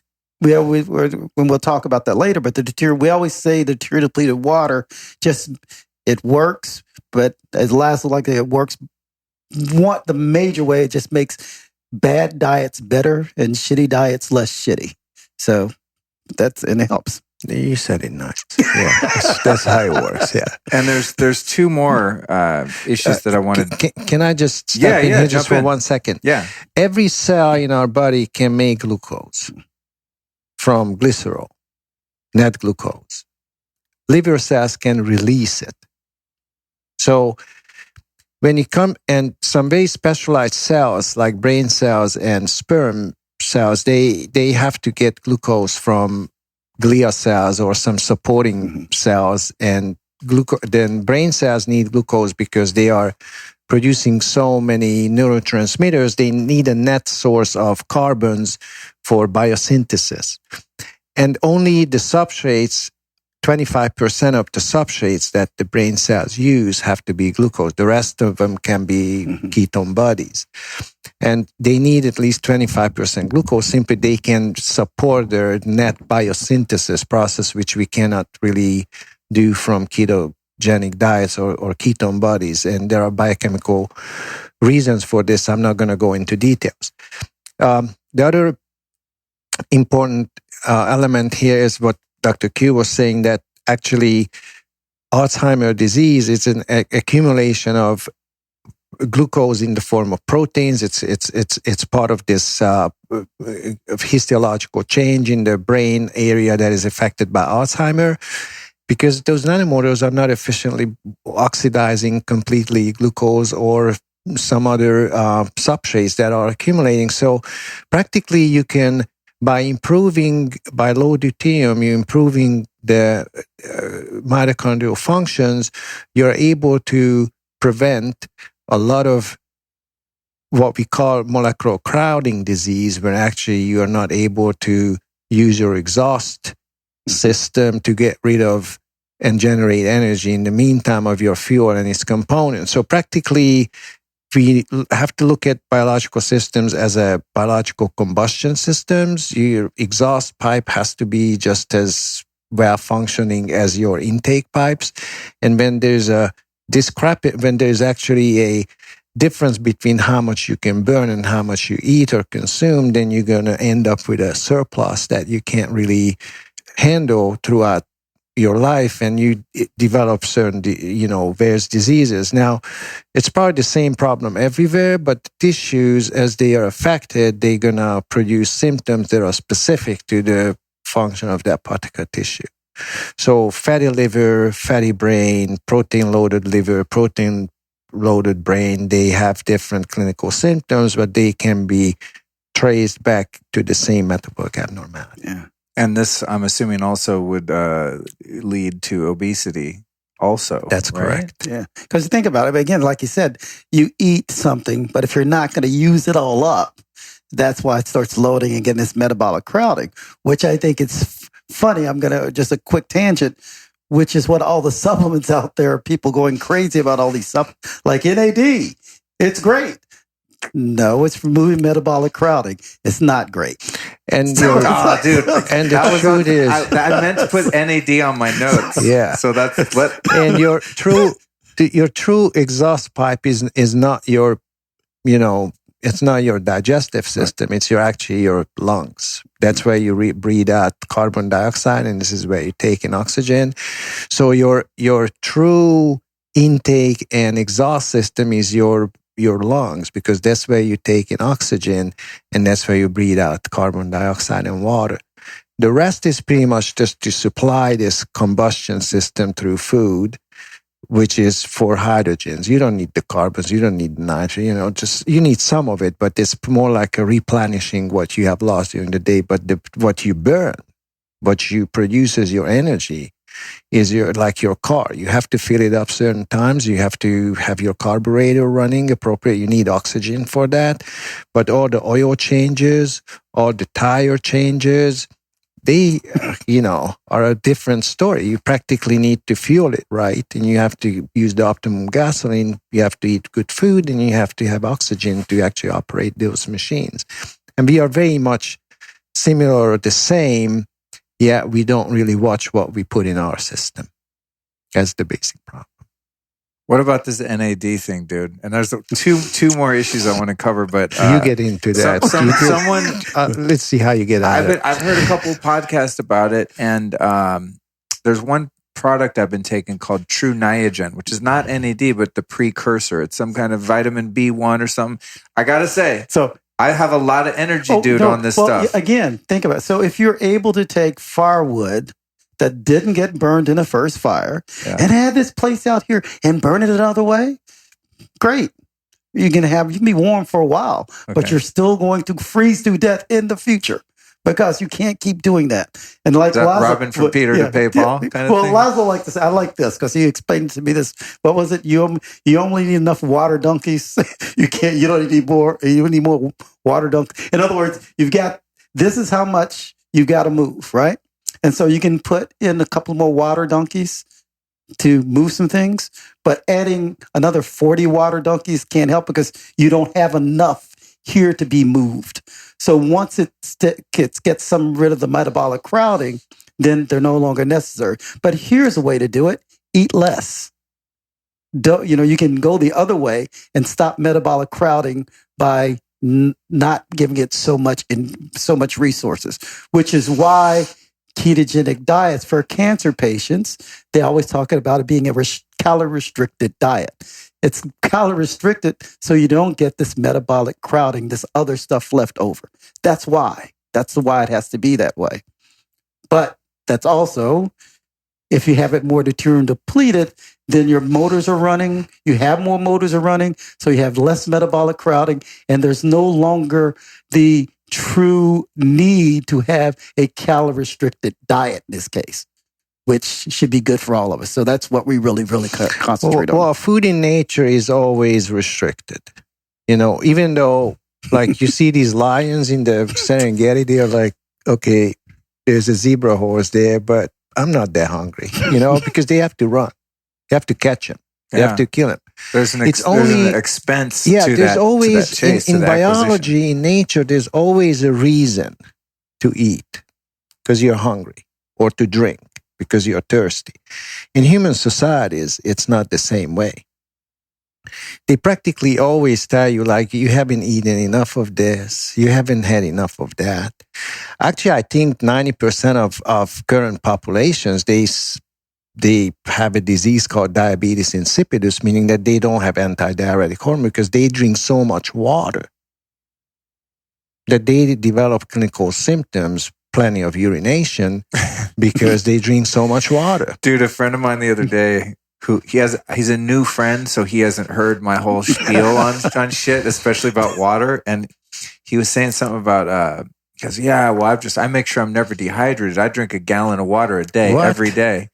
And I was Yeah. like, I said, man, I really don't think you need that much water, but what kind of water do you drink? And he's like, tap water. I heard, they sent me a thing in the mail saying the water was safe. I'm like, oh my God. I'm like going out of my skin. I'm like, I wouldn't drink a shot glass of tap water. He's drinking a gallon a day. Okay. Now, here's the question I to got this him on person. the spring water. Here's the question water. to this person. Does she know, or he knows, does he know that actually his body produces water? Well, I didn't know that until I met you guys. So he definitely doesn't know. Now, how much water your body produces, if we would just sit here, do practically nothing, just talking, not exercise, not running, nothing like physical work, exercise or any of that nature. If you just sit here in a room, closed eyes, and you just maybe just keep thinking of your like dreams, whatever, you produce about 1.5 liters water a day. Because as you breathe in oxygen, you actually, per minute, you use about 350 milliliters of oxygen gas. And from there, you can calculate how much water you have to produce for that oxygen to be chemically bound and recycled in your system. And that's, even if you don't do anything, you are probably in the range of 1.5 liters, which is 1/4 or 1/3 of a gallon. Your body is producing, and you haven't done anything. Now, if you run the marathon, that's going to be 20 liters. That's going to be at least 5-6 gallons. I think it's in that range. Because you produce 60 kilogram ATP, you turn it over, meaning that you break it down and you resynthesize it. That means you actually produce a lot of water. You can't drink as much water as you can actually produce in your body if you eat the right diet. And if you're aware of this biochemical information, then you would probably stop drinking that much of water, simply because if you hydrate yourself from outside, your body stops hydrating itself from inside. So it cuts down this antidiuretic hormone production. Your ATP synthase is not rotating, because these hormones have very critical biological roles of regulating this water production. If you shut them down, you're practically left without metabolic water. And obviously that's going to affect your health on the long run. Your body is still trying to produce, well, it has to produce water, but all the excess that you drink is practically high deuterium, like what your body has to deal with, water source. So your body would actually get rid of it through saliva, through sweating, through urination, and vapor that you breathe out, exhale. So learn a little biochemistry, do some reading, and find out how much water your body is producing, and drink accordingly. How much water do you drink per day? I don't drink water. You don't drink it at all? No. No. You gotta be shitting me. No, I have a coffee in the morning, which is about like a coffee mug. Yeah. That's what, 2 deciliters, 2.5 deciliters. And the rest is just practically olive oil. And I eat fat. I eat bacon. Wow, fascinating. Yeah. Fascinating. And I don't get thirsty. I don't get, but I have high ADH, antidiuretic hormone levels, which is not common nowadays. Okay. I retain my metabolic water. Very preciously just, keep it. I don't drink excess water unless I'm doing physical work and I'm thirsty, and in 20 minutes I'm still thirsty. Right. That's my, because hunger and thirst are put there simply that when you have to eat, how much you have to eat, or when you have to drink and how much you have to drink. Because eating and drinking, anything you find or anything you buy or anything you hear on the radio or television, it may not be good for you. Even though they say it is good for you, because they are trying to sell you something. Bottled water, fruits that they shipped in from overseas that you don't need, you're not in the season. Maybe it's not even known in your local neighborhood where you're exposed to certain proton pressure or photon pressure. That's Dr. Cruz's topic. These systems come hand in hand. These systems are actually very interconnected, and you have to know what your life and what your light is doing for you, and how it can be incorporated into general health as far as your deuterium load. How much water did you drink, Q? The Diet Coke count? I'm just saying. Dude. I thought that you'd make it jump off the wall. Oh, man, yeah. No, Like drinking LA tap water is one thing. Drinking Diet Coke that's made from tap He water can fun. make me drink a Diet Coke once a week. Yeah, I can do it. It's actually funny. We actually did measure deuterium levels in Diet Coke and tap water. The Diet Coke's lower. Wow. So that was that How was some of did the you guys shocking test? things. Did you test LA tap water? Yes, we've tested LA tap At water. what number did it come in at? It's at 149, 150. Damn, that's high, Very high, right? Yeah. Very high. But you can eat actually bad stuff, which is even higher than that. Okay, Yeah. we're gonna get into that. I want to Okay. cover. Okay, but before we do Q, I didn't quite get the NAD thing. I got a little lost there. Here's the thing. So let me just Okay, go ahead. let people know there's two things you can do. You can go get an IV of NAD put in your body, or you can take a precursor that helps your body to produce more, which is what I've been taking, this True Niagen, which I love. Now I got to see if it's synthetic or if it's a plant derived B1 or whatever it is. But the NAD injections, to me, intuitively, I was like, nah. I'm not into it. I don't even need to know anything about it. I just feel my body's like, nope, don't do it. And then I did a little research. I heard some podcasts, and the guy who, well, of course, he's the guy that came up with the True Niagen, a scientist, and it's a precursor. And he was like, it doesn't do you any good to put straight NAD in your body, and B, you still need the precursor anyway, so it's sort of pointless. So what's the deal with that? So I agree. So the IVs don't. Again, it's overkill. I don't know what that would be for. It's interesting for the precursor, but precursors would be necessary because you had less of something. If you don't have less of something, you don't need a precursor. Or if your precursors that you have are contaminated, cholesterol, and you can't make the product you're looking for. Got it. Okay. I will go with that. That makes sense. The problem is the biological systems are very complicated. And anytime you put, and I can't think of one single instance that this is not true, anytime you put something in, you can get to a point to which you downregulate the ability to make what it's supposed to make.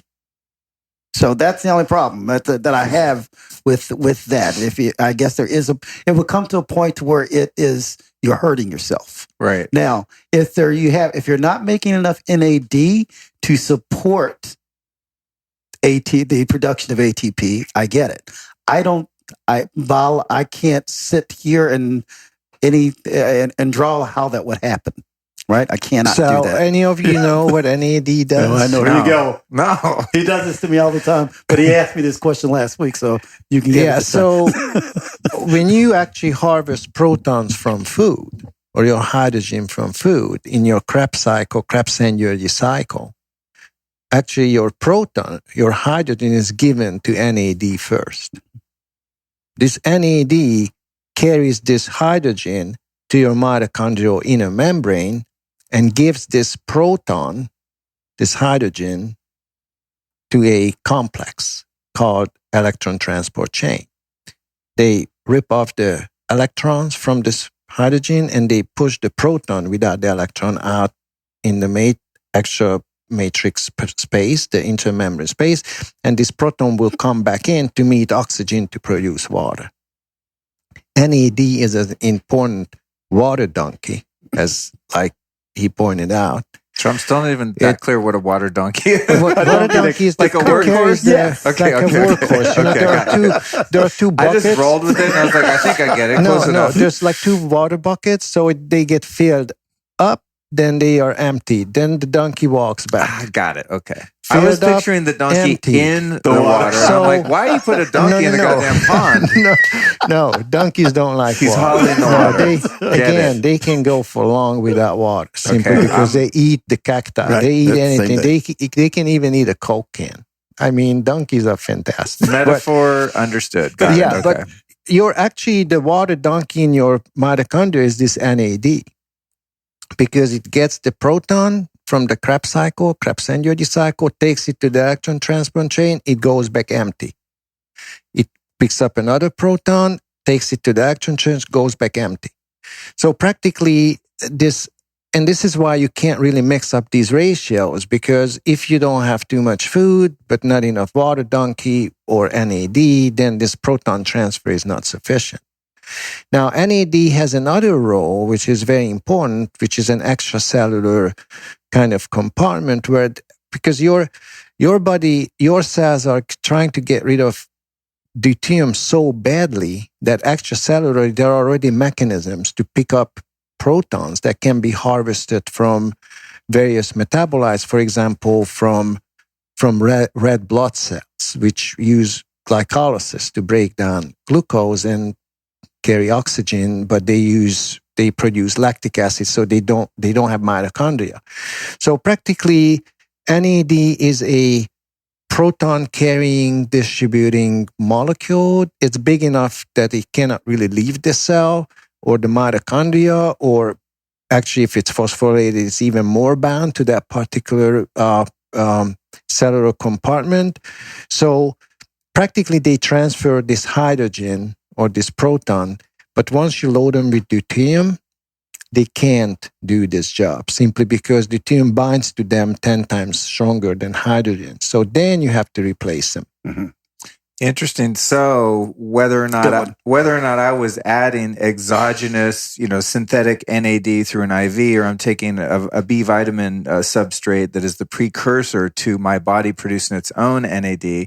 Again, we're going back to the root issue here, is that if there's too much deuterium within that whole system, then those things can't even operate anyway. So why don't you just deal with the deuterium itself? But again, you have to remember that anything you eat, it already has a lot of NAD in it, because it uses this NAD for every creature, every living organism has this biochemical system to transfer protons, and that's with NAD most of the time. Well, there are kind of modified NAD molecules, but their basic structure is always the same. You can attach a phosphate to them, so they are more like cell compartment bound, but practically what they do is they just carry protons. But once you hit them with deuterium, they have to be replaced. Okay. It's like pouring the water donkey's bucket full of mercury. The donkey will collapse. Right, and right. You have to get a new donkey. Where to use that metaphor, man? Bring it on. What?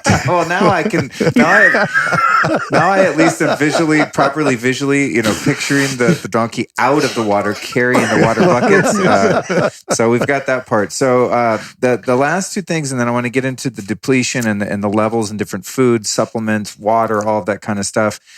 And I talked to you guys briefly about this before, because my mom has Lyme disease for a long time, or at least we think it's what it is. It's just such a weird, ambiguous kind of condition.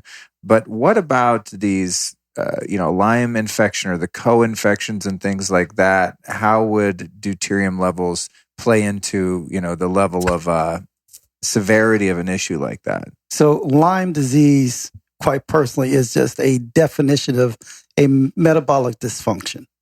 And that metabolic dysfunction, the reason Lyme disease is so misunderstood is because it can show a lot of different phenotypes or look a lot differently. Because again, all it is at the beginning, you're affecting the amount of energy that you have, ATP.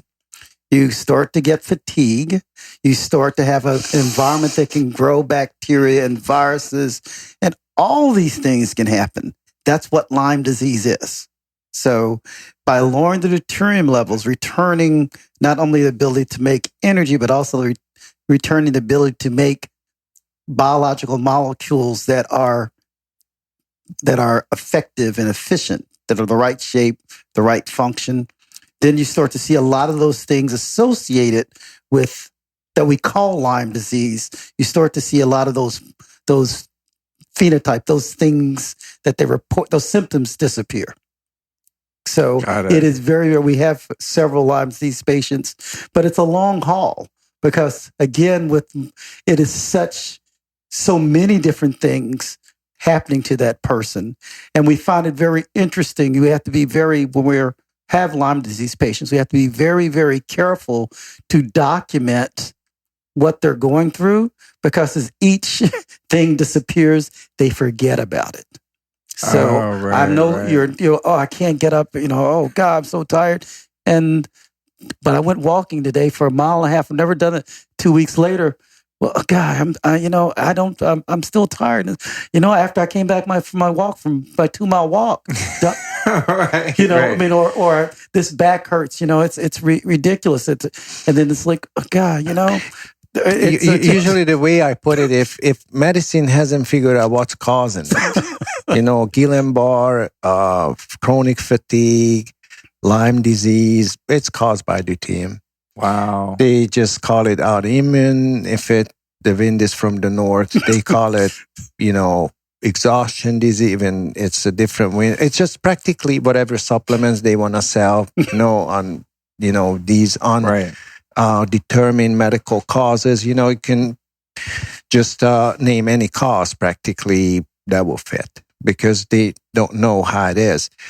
High energy production would interfere with your energy balance and your well-being simply. And that's what you master practically, is your energy production through low deuterium.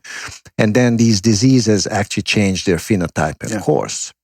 Interesting. And these patients, since there is no symptoms, there's no it's just practically your well-being is not as you are accustomed to, or what you remember like you were young or when you were energetic. As soon as your energy level comes back, forget about it, how it was before. I did have chronic fatigue, be honest with you, back when I was at Ohio State, I guess, coming from Europe to the industrial kind of food paradise, the United States, which I'm very thankful, because this country gave me a lot of opportunities. I'm Hungarian by birth and by education, yet truthfully, I could tell there is a difference in food quality and food composition, simply because I got very, very sick.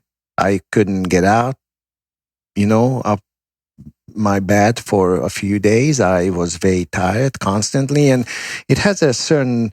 And then as I adopted, it was a little bit easier, but I had to deplete deuterium to be back to normal as I was. Well, that's hopeful. That's good. I can't wait to help my mom get on this protocol. We'll be right back at you after this brief but important announcement. This episode of the Lifestylist Podcast is brought to you by my friends over at Juve. So for the past year or so, I've been doing something called photobiomodulation. That's a super geeky term for using red light therapy. And Juve make a device that is hanging right here next to me in my podcast studio that I use just about every damn day. In fact, most days I use it twice a day. So why would you want to use red light therapy? Well, just like a whole food can be broken down into different vitamins and minerals, sunlight can also be broken down into different colors. And just like the nutrients in whole food, each color in sunlight has its own effect on our bodies. So once absorbed into your body, light energy is converted into cellular energy, which kicks off a series of metabolic events like the formation of new capillaries, elevated production of collagen, and the release of ATP. And red light therapy has even been approved by the FDA, and its effectiveness has been studied throughout the world. So here's why I use the Juve red light therapy device on the reg. Repairs sun damage, which I get a lot of, reduces wrinkles, which I'm getting a few of, enhances muscle recovery and peak performance. When I work out, I have that issue, heals acne and other blemishes, fades scars and stretch marks, speeds wound healing, reduces joint inflammation, and my favorite benefit of the Juve, increases testosterone production. So if you're interested in checking out some of those benefits for yourself, you can go over to joovv.com/Luke. That's JOOVV.com/Luke. Here's the catch. If you use the code Luke at checkout, you will receive a special free gift. So go to joovv.com/Luke, use the code Luke, and get hooked up with some Juve red light therapy. And now, back to the interview. The last issue I wanted to cover, and we'll get into the next bit. So the audience is, I torture them with this stuff. I either torture them or they love it. They keep listening, but I want to know every little thing about every little thing. Because once you guys are gone out of here, what'll happen is they go, damn it, I forgot to ask about autism and vaccines. which brings me to my next thing, and this is the last one I'm going to cover. A dear friend of mine has a kid, and I think the kid's 5 or 6, and was healthy. And then after a particular round of vaccines, the kid just went off the rails and has all of these sort of, autism spectrum things, and is just having a really, really hard time. So I was curious, I know the answer now, probably after going through a number of these things. Okay, deuterium is an issue with the autistic tendencies. Do you think it has anything to do with the actual shots being really high in deuterium? Is there any correlation there, or is that a stretch? No, there's not enough deuterium itself in that shot to do it. Okay. No, not deuterium itself. Okay. But what we see in the patients that we have is that their deuterium levels are high and their ability to deplete deuterium is high. I mean, even though they're young kids, and it's just a very, very interesting thing. So we lower the deuterium, and yes, it does help. It definitely helps.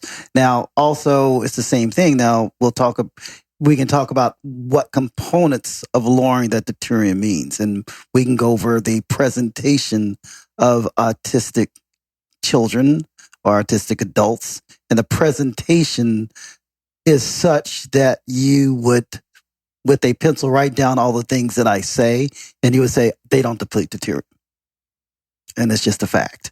So you have to fix those things to approach it, to get at because they actually have deep problems with their deuterium depletion mechanisms. Got it. Okay, cool. Now, in my take is practically infectious diseases have their own deuterium depleting potential from the population. And I'll tell you a good example. Flu is always like the beginning of winter. That's when we are most loaded with deuterium because the summer seasonal deuterium release through warm weather is high. The fruits, we have eaten enough fruits of seasonal fruits of the fall. So our deuterium is high enough to have an epidemics of a virus infection, which uses the cells which actually change the rotation of these nanomotors and retain deuterium.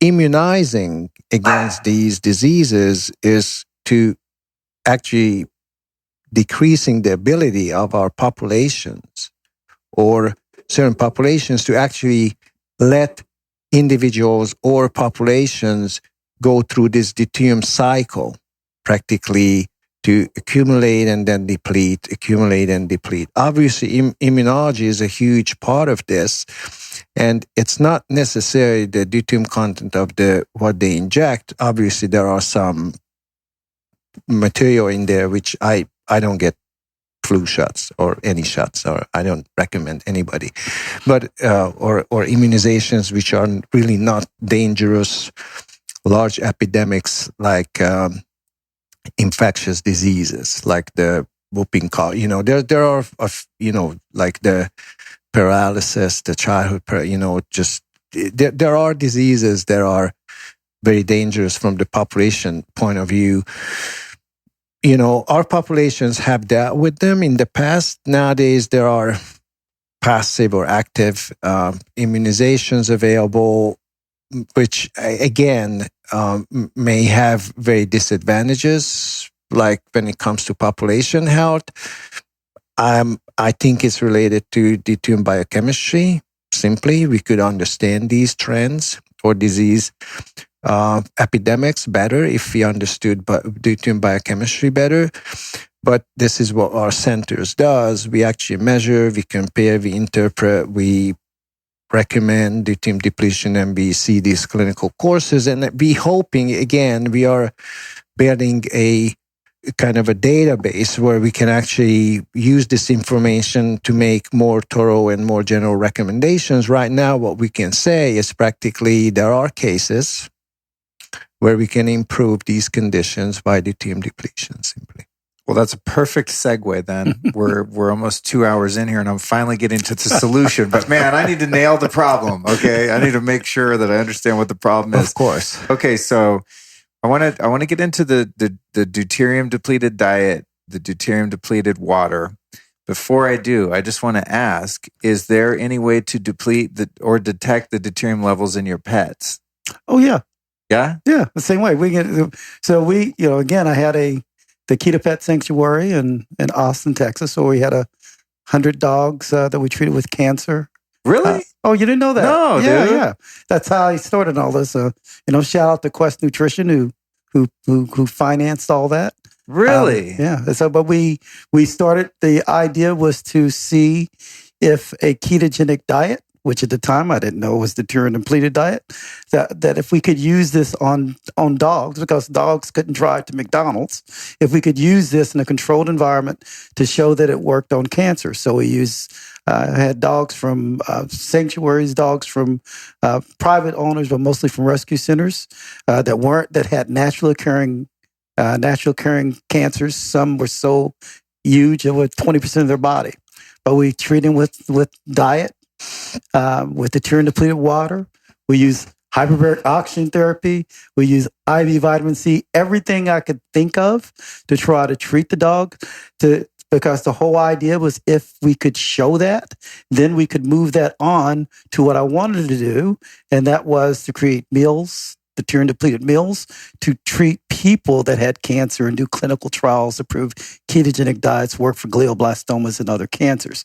We did that. We were very, very, very successful in dogs, to the point that we had no dogs or very few dogs that died of cancer.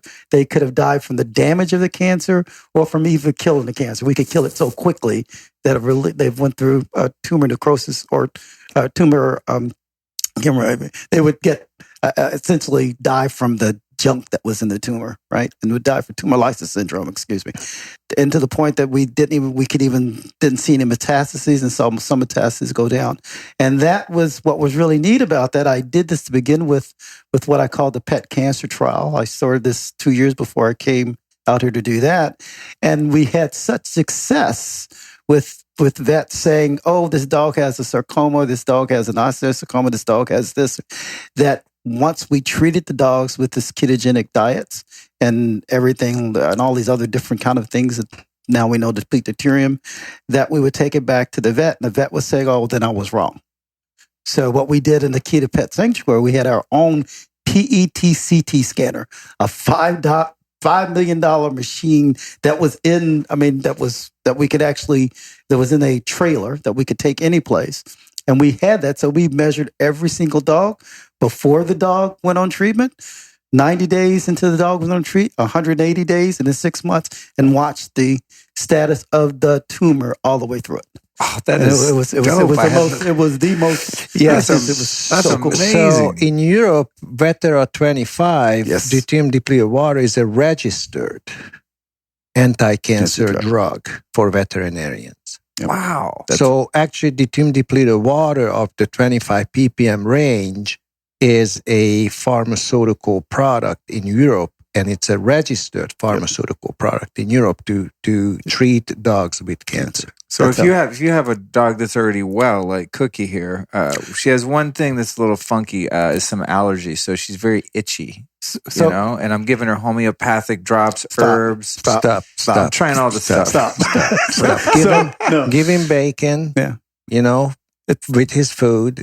Pour a little olive oil on it. Okay. I mean, she's keto. I don't give her any grains or any funny business. I give her raw meat. So we just have to tune it up a bit. Okay. And that's really just it. It's just like meat or fat. Okay, I'm on that. Okay, I'm on that. So that's really comes down to is all these things are simply from just that. The other thing is, we'll talk about it too. Some of the problems we have, the way that we've domesticated animals and created, so their breathing has been hurt, and you can find out the dogs that have an inability to breathe or to breathe well. And we'll talk about this later when you go through the deuterium. That means they can't bind as much to get rid of the deuterium. That's why those breeds have more cancer than other breeds. Wow. So these are the kind of things that we're making. That's crazy. It's like we sit and go, yeah, here. It's great. Like, let me make the test out here. Here's the what's answer. interesting about, when you're talking about the trials that you're doing in Texas there with the dogs and feeding them a ketogenic diet, to me, the first thing that comes to mind is like, duh, that's what a dog's supposed to eat. Like, why would you ever feed a dog or a human for that matter anything other than good quality organ meats and fats and things like that? No, again, not the meat.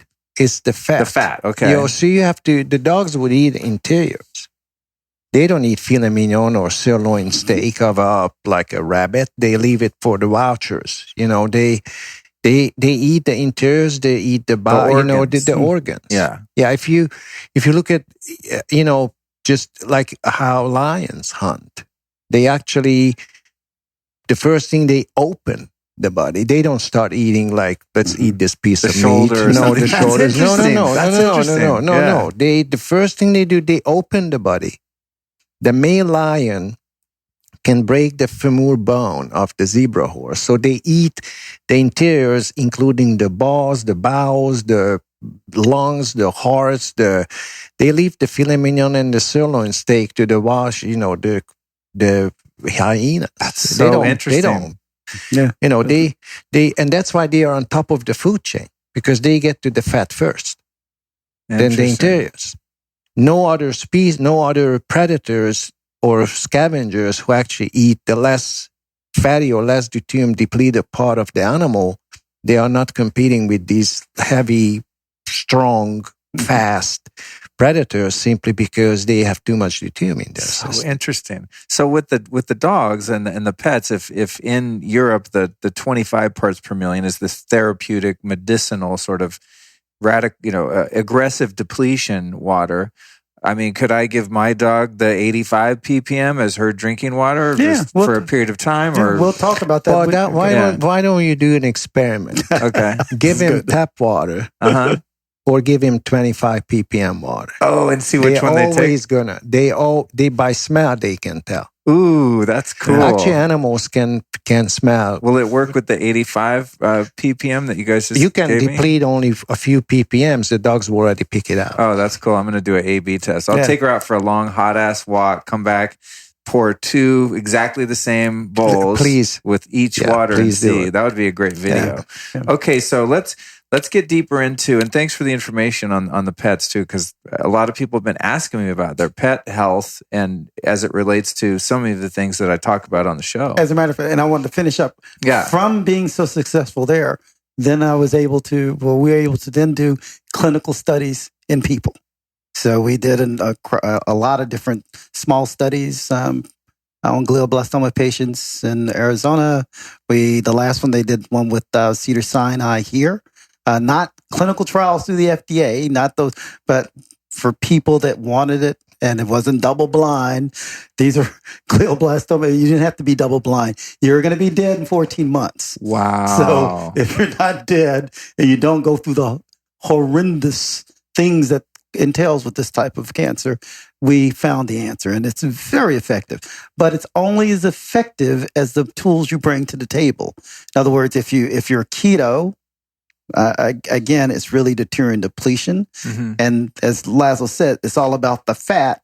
And so as we understood more and more about this, now we can understand why a 4-to-1 ratio was important. But more importantly, once you use the water with it, because keto isn't... So we need, once a person or a person with advanced cancer, is their cancer cells can't process fats, can't use the TCA cycle. It's not the way it works. It's going to use glucose. So that's when we really start to have to use deuterium depleted water, because that's the reason it's very, very necessary, and why a combination of these two things work better in the clinical setting rather than one or the other. Let's talk about the water. So you guys brought me a couple of cases of this water because I want to get this damn deuterium low in my body. I'm very good at compliance too. I'm not one of those people like, oh, I forgot today. Like, I'll be obsessed with whatever protocol I'm doing. So you guys are going to love that.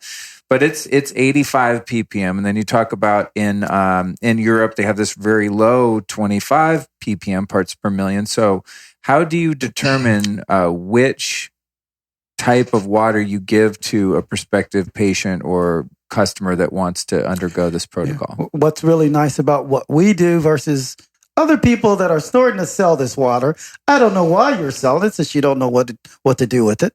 There goes my commercial. Anyway, so this has come after 20 years of research and actually being able to use this in over 7,000 cancer patients. And we have, I don't know how many diabetics and how many, it's just from experience and really getting to understand this, and Laszlo coming to the table and understanding, more importantly, the biochemistry behind this thing. Again, that's what we bring to the table. And that is a total understanding from A to Z about how this works. It's not simply about the water, but about how the water and the diet and the breathing and everything goes together, and how you actually make it safe. Because while it is water, and it is not water that exists on this planet naturally, we have to create it. Right. And so it's more, as we said, it's a drug for dogs and with cancer in Europe. And quite frankly, in the United States, we're hoping that someday, as we do our clinical trials, and it's going to be a drug, the law will be a drug for people in the United States and any place else, because this is as effective, if not more effective, than a lot of standard of care. And if nothing else, it makes all standard of care work better. And there's plenty of papers to support that. And that's chemo and radiation, a lot of the medications that suddenly don't, well, Laszlo likes to tell the story, because there's a lot of now clinical trials that are failed. And magically now they're going to use deuterium depleted diets to make it work. Like, oh, well, why don't you just not use the medicine? Yeah. They have to sell somehow. They're failing. It's kind of cool in a way, though, with this technology, because if you guys had come up with some magic supplement or another drug, right? Especially in the world of alternative healing and things like that, you get a lot of heat and pressure from the regulatory agencies, right? I mean, the FDA is going to be on your ass if you come out with anything that's like, oh, we figured out how to cure cancer. Oh, really? In other words, like if you're competing with big pharma, you could get freaking assassinated. Well, our problem is we're actually taking something out of the water. We are not supplementing or giving you something. That's what I'm saying. So it's kind of cool. We are taking something out of the water. So the regulatory aspect of this is, I would say, pretty simple in the sense that we are not adding anything to or in your system or body. We are actually taking something out of your food and water. So that's a different regulatory perspective. The other important element is that when you actually do a clinical trial, which is randomized and blinded clinical trial, you have to be able to interpret the data from the translational clinical point of view, how efficient it is. Do you have, let's say, integrative approaches to integrate this into existing treatments? We don't tell and would never tell patients to discontinue anything that they are currently doing because of the recommendation of their licensed physician. I'm not licensed to practice medicine in California. I'm just teaching this. Now, if the patient has questions, if the patient wants to know why this is better for them, or even want to relate this information to their doctors, we can direct them to the appropriate material. We can direct them to the appropriate lectures and biochemical information that they need to incorporate in their process of taking care of medical problems. Simply so we would like to have this knowledge and information available for patients and doctors and whoever is interested in learning about these. We would like to have this position, as Dr. Q said, in certain aspects and certain treatment methods and modalities. We are very happy to collaborate at any level with anyone who is interested in this type of approach. We provide data. It's not a guessing game. The report that you saw is practically tells you what your deuterium level it is, what is your efficacy of generating energy compared to a industry, or better to say, to a plant-based standard capsaicin, which is 109 ppm, compared to that where you are as your food is saturated with deuterium, and how that would affect your ATP synthase nanomotors. And the third panel will show you what's the difference between your breath and your saliva. So your environmental food source is how much higher than it's your metabolic food, your water source, or the surrogate of it. And we would like to see that at least 7 to 10 ppm apart. As you can tell from your report, you're only 3 to 5 ppm apart. So it's your breath is not that lower from your environment or from your saliva. So your body could do better if you would deplete deuterium using either dietary or, drinking deuterium depleted water. So with the water then, when I or anyone would start on the depletion period, how long would I follow this keto diet and how long would I do the water, and why would I be doing 85 parts per million instead of 25 or 45? So there's two things. So we started you at 85, but we could have actually started you at a higher amount. Think of it as like diving, right?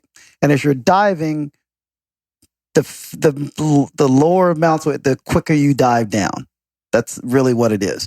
So we like to start a lot of people at 85, so they feel this energy boost, or they get to where they need to get there faster.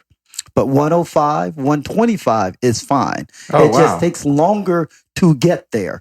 And if your diet is bad, now yours is not. If your diet or something is bad, we know 125 may not be great because you got to make up for something that's I started at 85 because we wanted to. Right? I see. Didn't have to. I see. Okay, because you're a wellness patient. So that's but at the same time, more importantly, and Laszlo is could speak to it really in detail. We are totally against, again, knowledge is everything, right? And wisdom is being able to know how to use that knowledge. We have the wisdom of how to use this stuff, not the knowledge. They can read our papers. Everybody can be an expert. They think at this.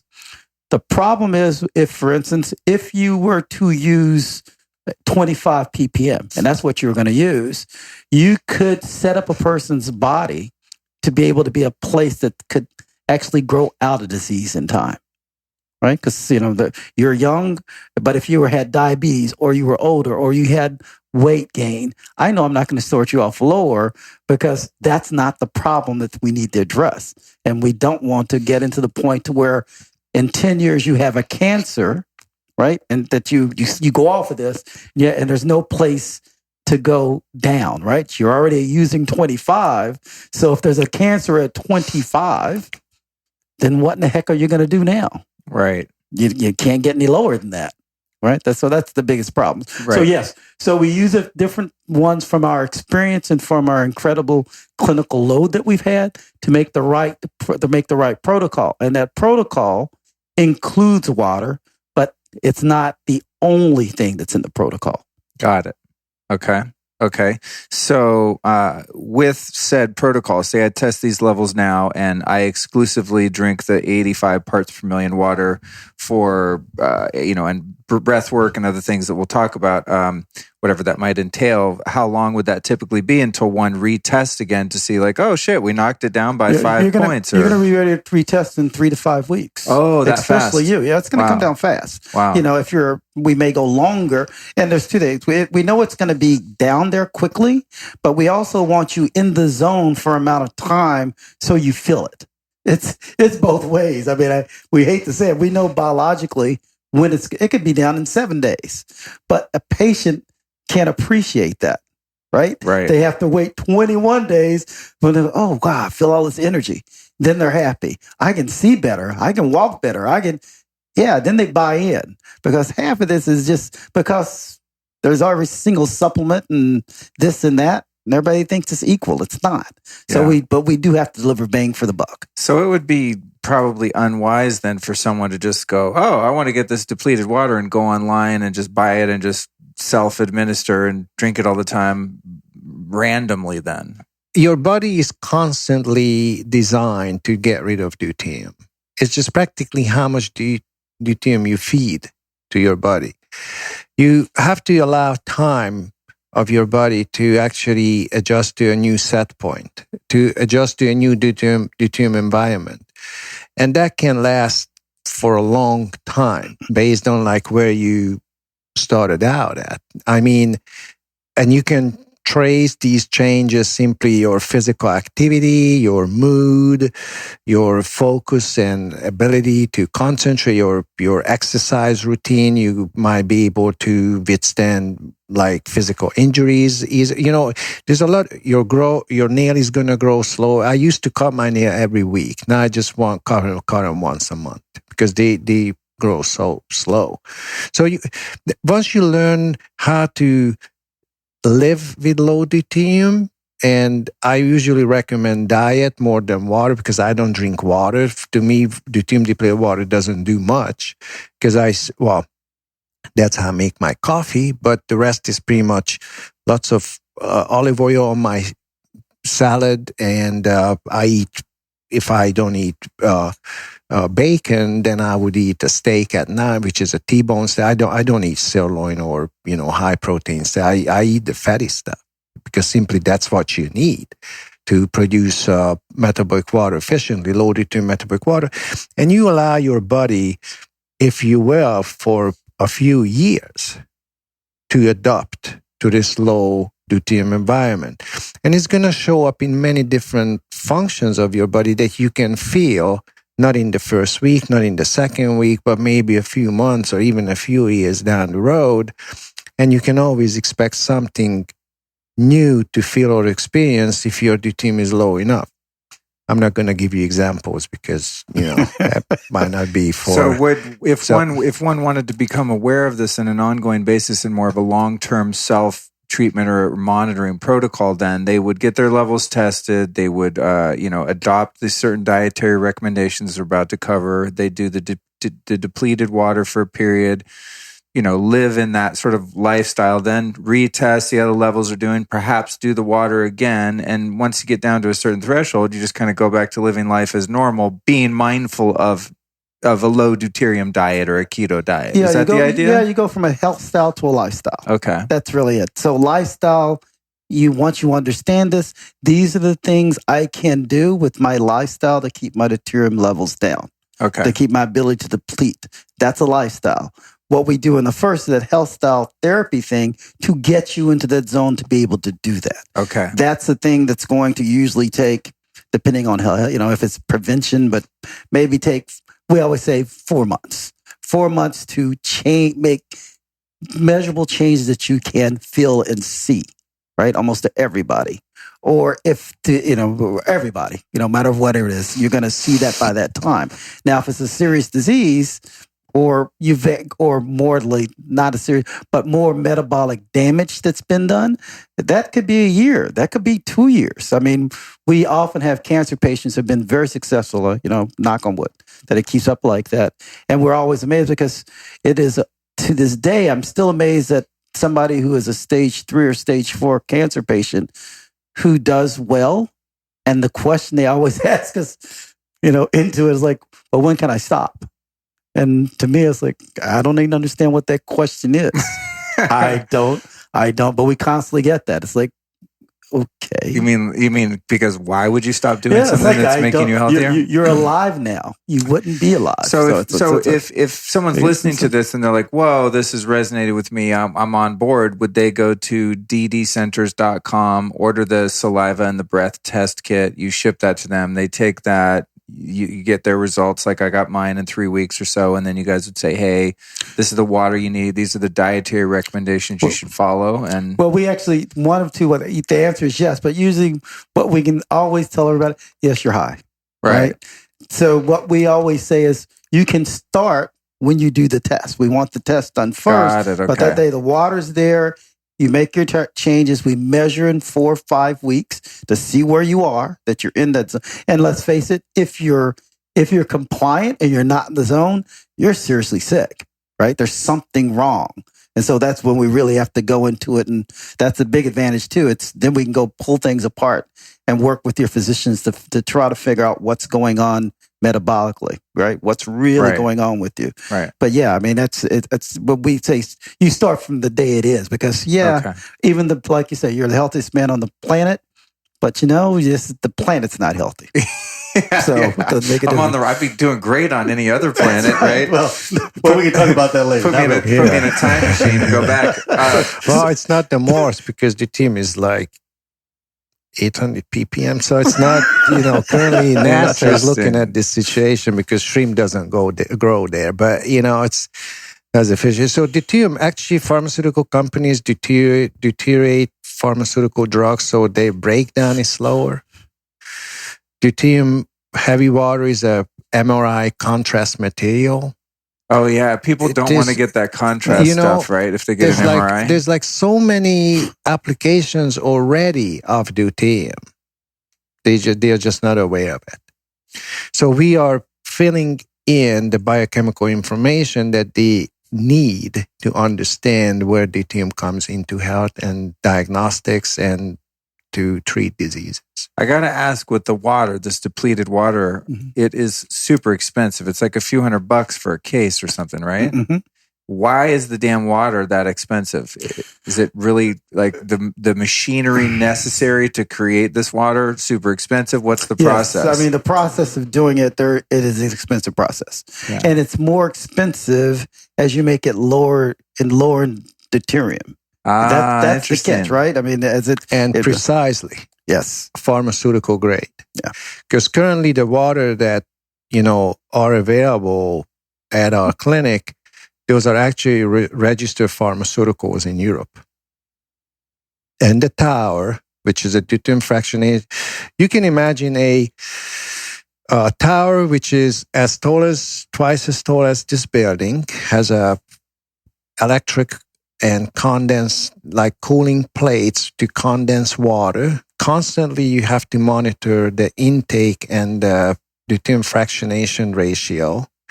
They constantly have to control for the equipment to operate in a very precise. It's not a range of it's in the range of 50 and 55. No, the water that is available through not just our clinic, but practically it is what it is. It's not in a range. It's not a guessing game. It's actually a pharmaceutical in Europe. And the tower is a pharmaceutical tower.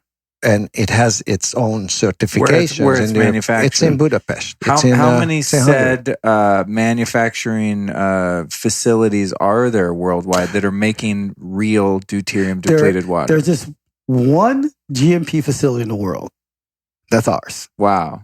That's And I've seen, if you go on YouTube, there's some knuckleheads that are trying to make no offense if you're one of those knuckleheads, but I asked you guys before. So there's people trying to make it in their kitchen by using ice cube trays and shit. Can you make this on your own at all? Yeah, deuterium depletion now is kind of becoming a buzzword.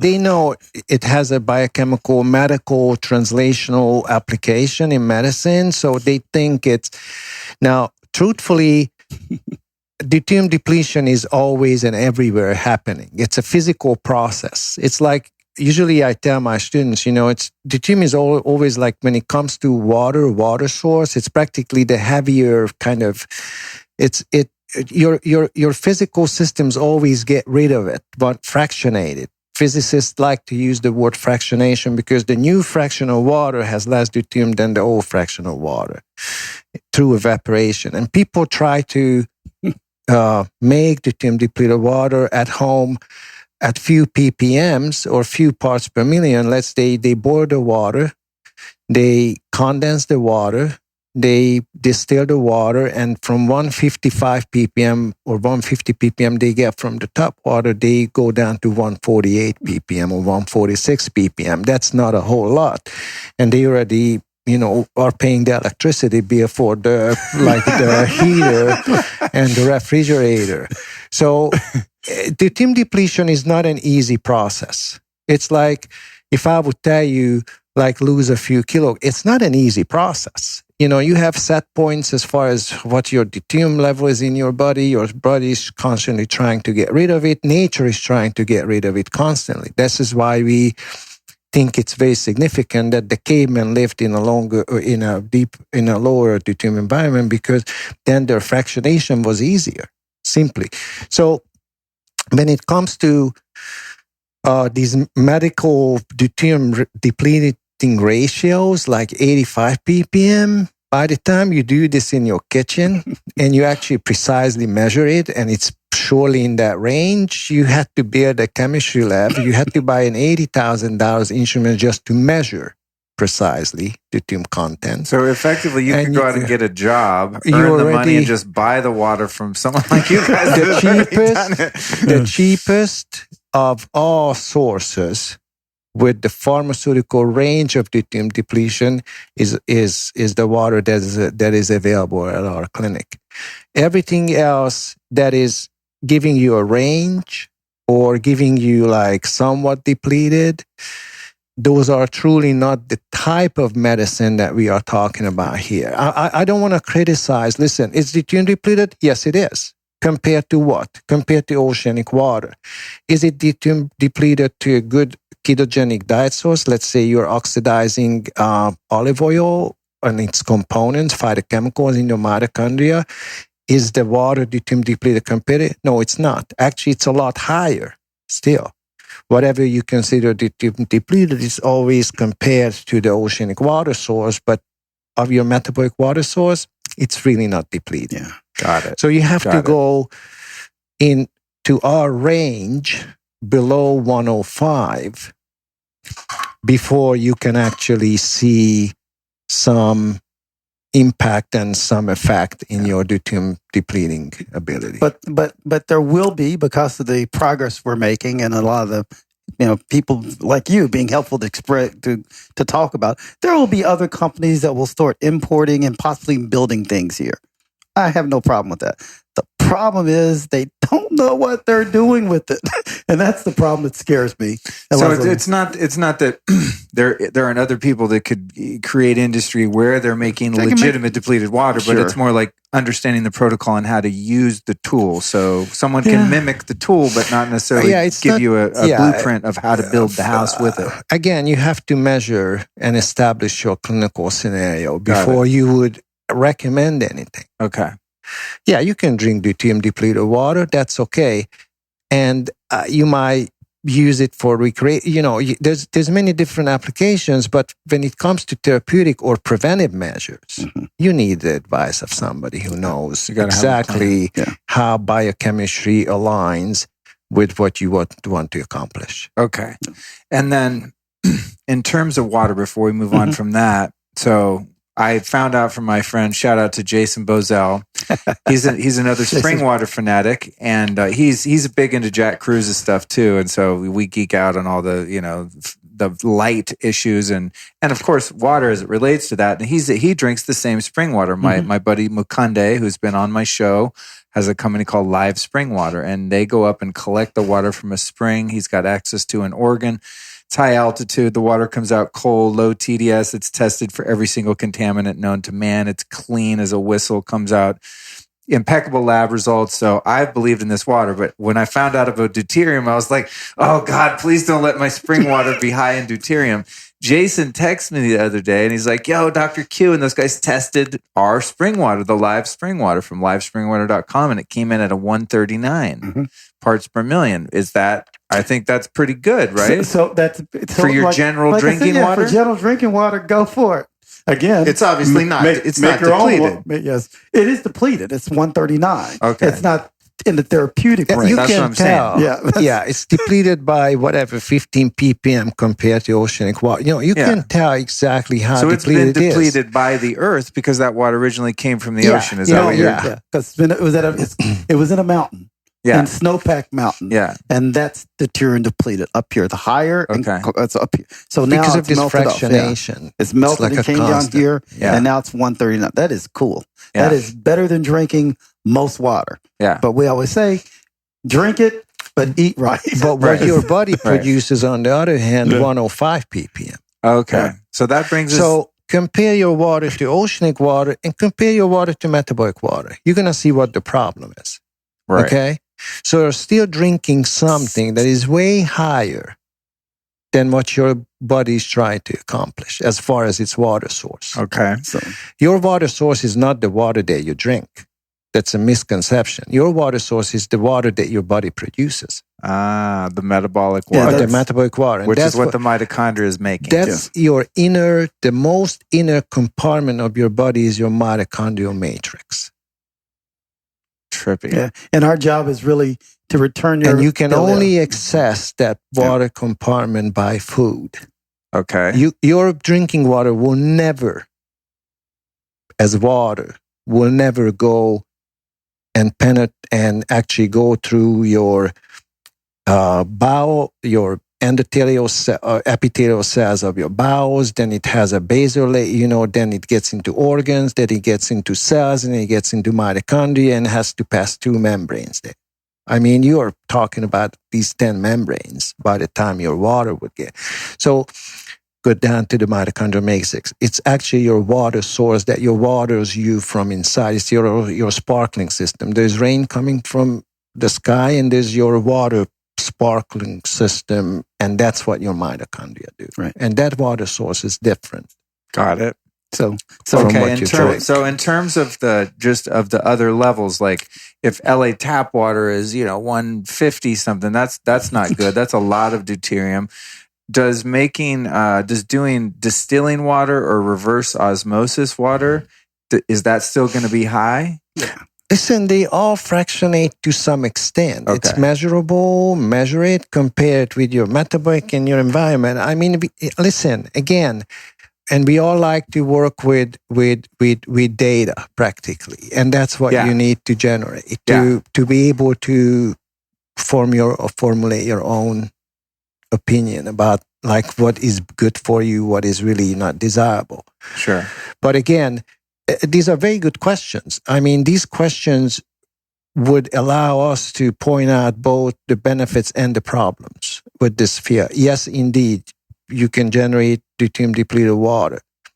Is it enough to reach your biological, what your biology is trying to accomplish? Yeah. That's the main question. So that stream water, the spring water you have is lower than anything somebody is going to take their tap water and try to deplete it. It's not going to be as low as that. Right. Right? Okay. Just to let you know. Yeah, yeah. And so if you, in the reason... So shit, I could get Makunda, you could sell your water as like, nature's deuterium depleted water essentially, but still it's not under the critical number. It's good wellness water.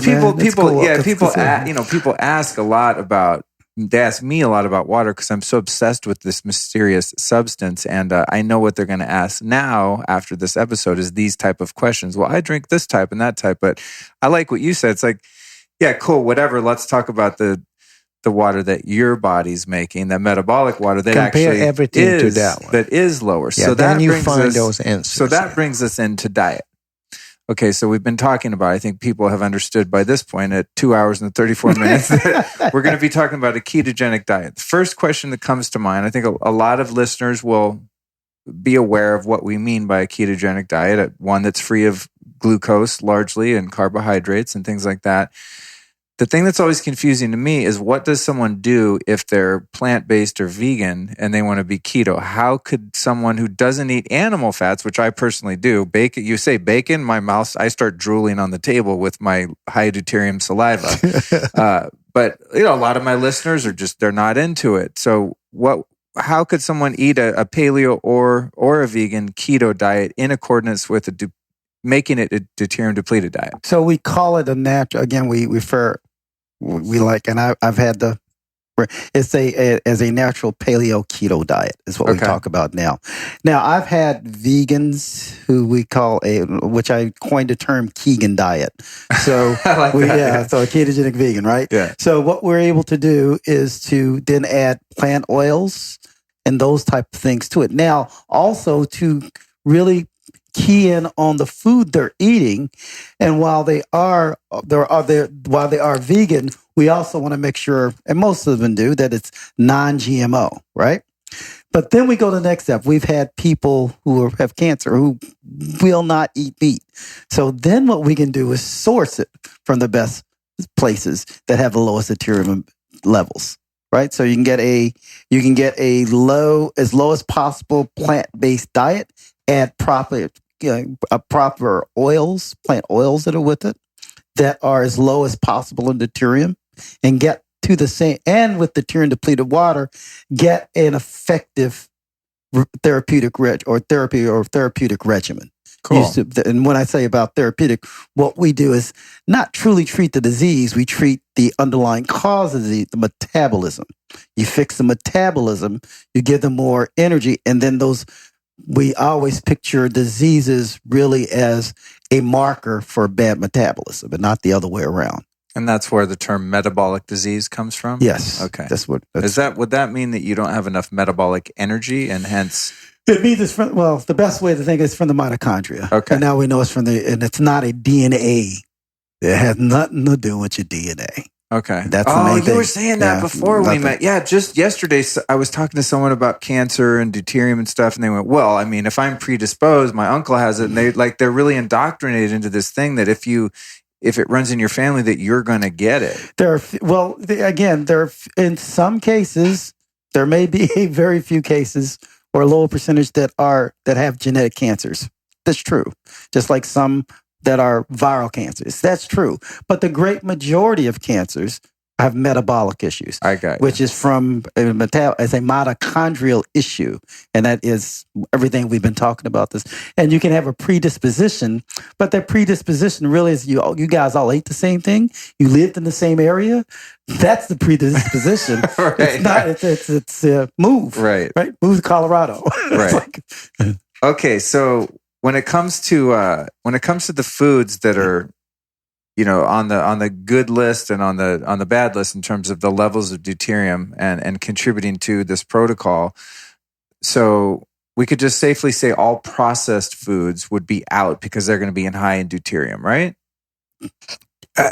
Again, the simple rule here is that you are able to deplete deuterium if you only eat natural source food. Okay. Nothing that is processed. Okay. And once you start processing food and you start growing food and your yield is just so important, then you start adding deuterium to the food source simply because that's what makes him grow. You start using river water to water your crops, which are higher in deuterium than the fractionated rainwater. You actually start using certain pesticides that actually just kick out enzymes that deplete deuterium in a normal environment. So that's what actually produces more food is these GMO protocols. You just by observation, they actually just do these food processes simply to generate more food and sell it for cheaper. And that's the I would say the richest source of deuterium. It's practically processed food, which is going to affect society. I'm not talking about just individuals. Through the individuals and the mass effect, it's going to be population disease exposure, just like what we see now. And regarding cancer, diabetes, obesity, neurodegenerative, Alzheimer, autism, these are all related. These are diseases of the last 20 to 30 years. But that's when food industry started producing who knows what. I mean, I don't eat, I just pretty much just eat what I told you. I just bacon and steaks and maybe a little bit of greens. But I don't really know what's out there. So would it be safe to say that any food that has additives, colorings, flavorings, anything artificial, you can just use Crisco oil, which is industrial hydrogenated oil. That hydrogen source, if it's from gas or if it's through water electrolysis, that may have deuterium 250 ppm. Wow. So some foods are, way high in it, like the more processed foods like that. Yeah. Okay. Synthetic acid. Okay. We measured using isotope ratio mass spectrometry certain fiber products which are actually worse than oceanic water. What about, give me just a rundown of some foods that are interesting, that are interestingly high or low. I noticed on your site you had done an MRI. You mentioned an MRI of an egg where the yolk, which is the only part I eat, incidentally. Yolk is about 120. And the 119. The white is at 140. And then the coconut was interesting, that the coconut, the fat part is good, but lowest. the inside. Yeah. The water is really about 155 ppm. Because that's where it gets rid of it. That's what. That's what I did. Yeah. Okay. That's why no animals would actually drink coconut. Well, even the crab that breaks the coconut, they just actually eat the pulp. Wow, interesting. And then what about fruits? You guys were talking about fruits before as being no bueno on the deuterium levels. Again, fruit ketogenic. Why is it not good on a ketogenic diet? We thought it was because it's high in sugar. Yeah, that's true, but it's because the sugars in that fruit, in this particular case, and they're high because again, the fruit is not from the green part of the plant; it's the part that. I can't steal your thunder on that one. Yeah, so fruit is actually a sugar load, and fruit. The function of fruit in nature is practically to propagate the trees. So let's say there's fallen fruits from the trees, and the big carnivore, the animals would eat them, the herbivores, and they walk like 2 miles, and they, excuse my language, they shit everywhere because they have a diarrhea from the fruit. From the fruit. Right. And they spread the seeds with a good fertilizer, with a lot of deuterium that the bacteria harvested from it. So fruit is really not a nutritional element in our life. Fruit is practically to propagate the trees that will actually deplete deuterium for us through photosynthesis. Mm-hmm. So it's a very well-designed biological system to actually keep deuterium as low as possible. There are different systemic hierarchies in this biosphere. Simply to deal with deuterium, either use it for growth or control it for longevity. But practically, all species adapt to a certain deuterium environment, and that's what defines their role in the food chain. But practically, as it comes to food,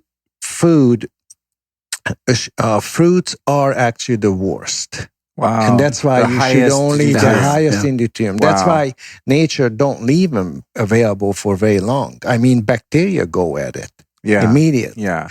And it's interesting because we as mammalians, or we as humans, we can actually identify 4 different tastes. One is sour, sweet, umami, and sweet, sour, and there are umami and what, I forgot what the other one is. Bitter. Bitter. Yeah, bitter. Thank you, Dr. Cooper. I know in Hungarian, but in English it doesn't come. So of these 4 tastes, only sweet is addictive. Mm. The other 3 are actually stay away from it. Right. Sweet give you the endorphins. They give you, I have a German Shepherd at home, which would actually, if I don't give him a piece of chocolate, that dog, I sleep with that dog every night. If I don't give him a piece of chocolate, he would kill me. Really? Yeah, he's just that. He's I thought so chocolate obsessed. Kills dogs. Well, you can give him a tiny piece? No, listen, I just have to kind of just move it in front of his nose. Okay. I wouldn't give him, I maybe sometimes he likes a little bit, but yeah, and he gets sick of it. But if it's a fruit, animals, they are waiting for the apple season because there are fallen apples. They can satisfy for a few days their drug addiction, like sugar addiction, but nature takes care of it. Bacteria gets to it by next day. It's practically vinegar. Interesting. So that's why actually biochemically nature controls everything that has sugar in it, because that's the strategy how trees get propagated. But if it would be available as a food source throughout the year, animals would have to adapt to that. There are a few birds that can actually eat nothing but plants or fruits, but they actually poop everywhere simply because they don't digest it. They just actually use the phytochemical, the fat part of even those of fruits, and they actually get rid of the rest of them. Here's where I need some good news from you, man. Would you say that a lower sugar fruit, such as my beloved wild, not domesticated, falsely sugarized berries, but wild blueberries that are lower in sugar and are wild, would be not as high in deuterium as like a GMO cantaloupe or something? So look at it this way. I love blueberries, man. Here's what I can say. Therapeutically, if we're eating for a purpose, you wouldn't get the blueberries. Okay. I would not know what it is. So starting today, I'm not going to be... No, therapeutically. That's, I mean, but you'll be able to deplete deuterium. That's the good thing about this. Even bad things are okay if you can deplete deuterium. I see. Right? Okay. Now, if these are wild blueberries grown locally, does Maine count as locally? No, it doesn't. so that's the catch. Yeah, because you are exposed to certain... that's where Dr. Cruz's research... I mean, I feel a lot of research. We actually very good friends. I mean, I really admire his research simply because he can position light and light source into this entire biochemical scenario. Mm-hmm. And if you lived in Boston or in that area and you have 4 seasons and you know what blueberry is and where to find it, you're welcome to eat it. Going to Rolf's in California, where this is not a natural inhabitant for this. Yeah, you can't grow it here. You can't grow it here. And you are exposed to different photon pressure, meaning that your fractionation in trees or in the fruits is different. What you eat is what you can accomplish simply, and what your body in the form of cholesterol can sense in the form of resonance, like where you live. It all comes together in a very complex, yet it's a very simple way. It's just you have to eat local that you can grow, or you would know if you would live there like a few hundred years ago before commercialism was that common. Right. So my guideline is always just whatever grows in the garden, or just eat fat. That's all. Right. Because the animals already ate what I'm supposed to eat as a supplement. Got it. So I just eat them because they already ate my supplements. Yeah. Got it. It's like, it's Dr. Cruz saying, my food already ate the supplements. So, and you can eat it, I guess, because it's low in sugar. It cannot be farmed. They have to collect it. That's why it's like somewhat expensive. Yeah. With moderation, I think you can eat it. Sometimes I eat a few pieces, like maybe once a week if I feel like it, but it's really not my main food. I'm not obsessed with it. I can go without it. It's cool. Okay, cool. That's good. That's good. After all that. Yeah, no, it's good. I mean, I asked some people, does anyone have questions? And they're like, tell these guys they need to make a diagram of like, the foods that are in the green zone, the ones that are iffy in the yellow, and the ones that are like the never eat zone, Well, if they send us an email, we'll send them what to eat, not to eat. We have that. So cool. That'd be good. We don't want you to. We don't want to give you supplements. We don't want to recommend you food that you should eat. What you should eat is your natural biological instinct, that's fat and meat stuff. Right. Okay. The guy eats raw bacon. Okay. Yeah. What? Are you serious? He's dedicated. Damn, he's son. He's small. He's dedicated, dude. It's small. It's small. Shit. But he's dedicated. But just reminded me, I have some bacon from Bel Campo that I need to cook up before it goes bad. Can I take it with me? If you promise to I'm cook just it kidding. tonight. Whatever. Yeah, I'm going to look in the kitchen. So you guys just keep talking. Okay. The other thing I wanted to ask about then, so that the food thing, I mean, ultimately is fairly simple in terms of this depletion. Is like we want to be eating, if we're eating meat, we want to be eating grass-fed meats, high fat. We want to be avoiding complex carbohydrates, grains. All that shit is out. Gluten's out. Not because it's gluten, but because it's high deuterium. Gluten, lectin, these are high deuterium plants, phytochemicals, protein, sugars, you have to position or find out what is the deuterium content of that particle, then you have a much better chance of interpreting that, like what to expect. So someone listening to this could routines. effectively just, they can Google around and research a ketogenic diet, whether that be a plant-based one or one including animal products, and just follow that, and they're pretty much in the zone. It's a natural ketogenic diet. It's not Paleolithic ketogenic diet, because that would take 10 ppm off of the whole scenario. So you eat Paleolithic ketogenic diet, you have to go to a pharaoh's pyramid, find their beef jerky, and eat it from like a few thousand years ago. Then you're closer to a Paleolithic diet. It's still not Paleolithic. It's Egyptian diet from the old times. But again, that might be higher by 5 ppm from the Paleolithic. So our phrase here is natural ketogenic diet. Okay.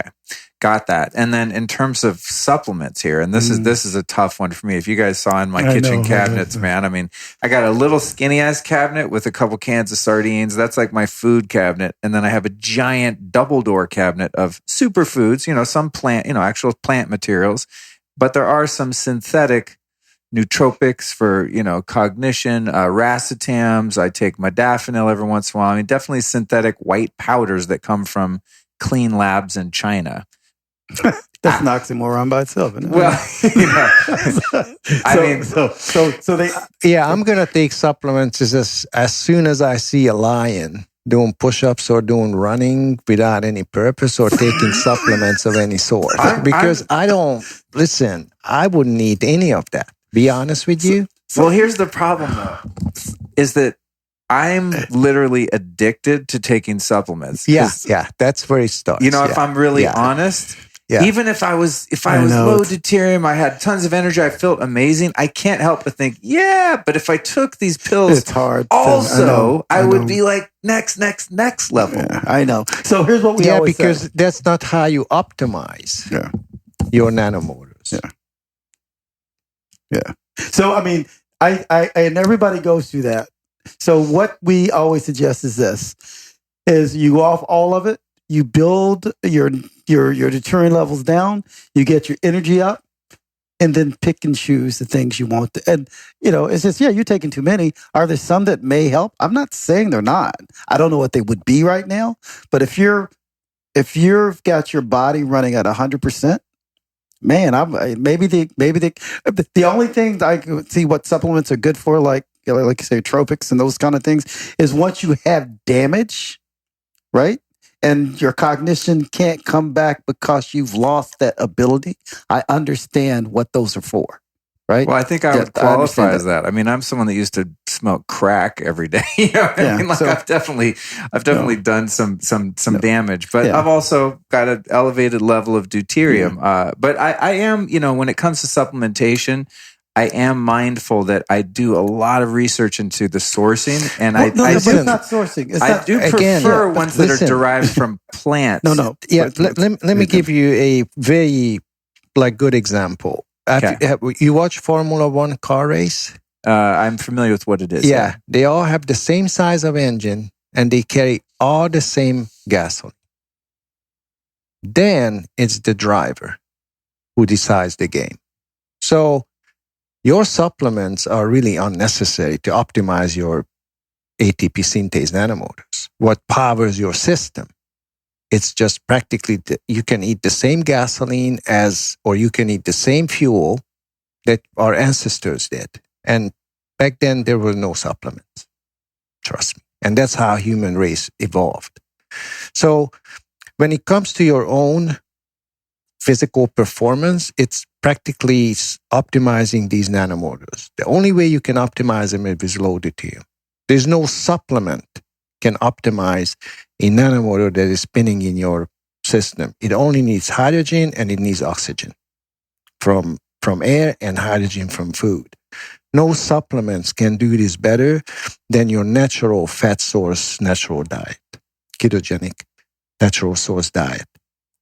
Now, what you do and what you are skilled of doing and how much exercise you do and what do you use this nanomotor for, you can actually race it for speed. You can actually raise it for strength.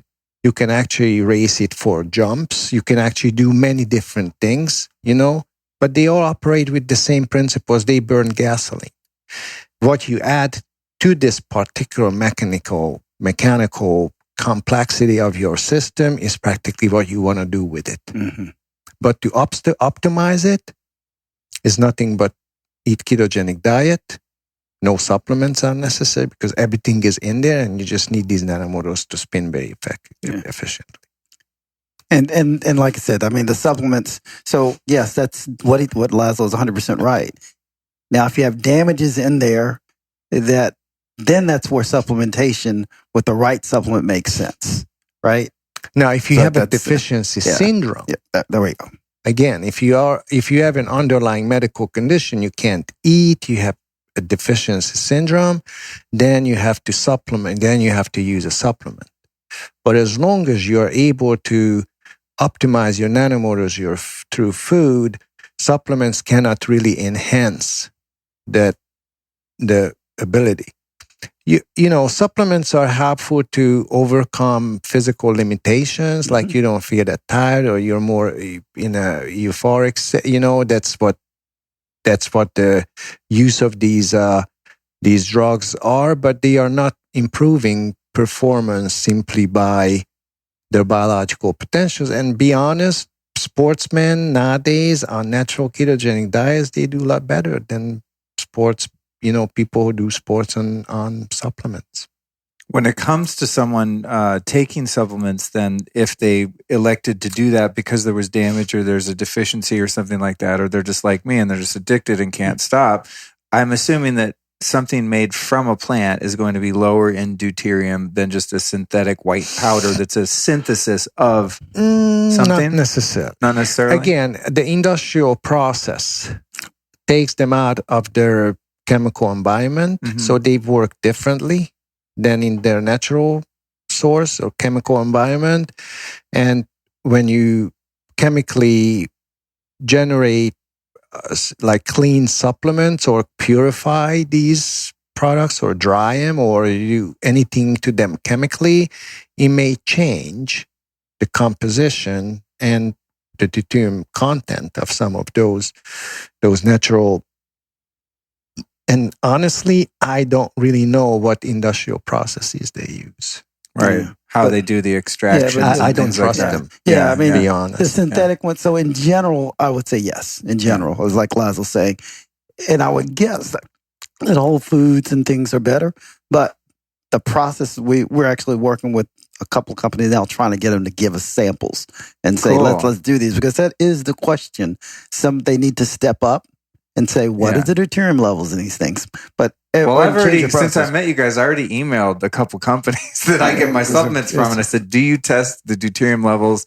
Where are the actual nutrients derived from, et cetera? And a couple of them, the B vitamins can be made through a fermentation process, or they can be made in a lab. So there's, it's very nuanced, but something that I think is cool about what you guys are doing is that as companies that elect to manufacture these types of products and things like that will be able to start actually integrating the low deuterium process or testing of their products and use that in their marketing. So at least someone knows if they elect what they are using now in marketing, they're doing it now? deuterium content. Yeah, it's cool. I can't wait for that. Yes, indeed. Now there are even IPOs, out there who actually, at least they characterize their product based on deuterium content. It's not necessarily sufficient as far as deuterium depletion goes. And obviously, the judge is biology of this. So we don't, judge these products simply because of deuterium content. We think that biology or biological systems operate at lower levels. Got it. But their supplements are cool. I mean, it's like, again, one of the big things that we always really like. One of the biggest supplements out there, the protein powders and things people put in. People don't often think about that being a big ass supplement. Right? And it really is. Sure. And so, if it's not from a grass fed cow, wow. That's interesting. Yeah, that's interesting. Especially if that cow was grown on GMO soy and corn. Going back to the camel, if you actually in Egypt, if you falsify camel milk or even urine, they use it as medicine. It's punishable by death. Damn. Yeah. Wow, they don't play So over there. they don't listen again. The camel with its deuterium depleting potential is a huge health source and transportation source for countries with thousands and thousands of years of history of learning and doing. That's interesting because the camel milk is this kind of emerging trend in the health scene. Oh yeah, I was researching formula alternatives for women that can't lactate, and the end of my research ended me up as the best alternative being camel milk. It is. You agree? Oh yeah, it's fantastic. Wow. Again, what scares me though is if they're going to get these animals over here and start doing feeding them with grain. That's grain. That's the scary part. Well, the camel won't eat it. Yeah, if they domesticate it cannot be. So, did they? What the hell does a camel eat in the desert? Cactus. Oh, yeah, you said that. That's funny. Cactus and bush and whatever, amazing. just amazing. cactus. Yeah, that's just so cactus. crazy. All right. Okay. So we got the food, we got the water, we got the supplements. I swear to God, I'm going to wrap it up. But there's a couple things I just got to check on, and we can whiz through these relatively quickly and wrap it up. I know on your site, you have an affiliation with my friends over at Juve that make the red light therapy devices. How does red light therapy play into the deuterium story? It's very, very cool. And again, shout out to Jack.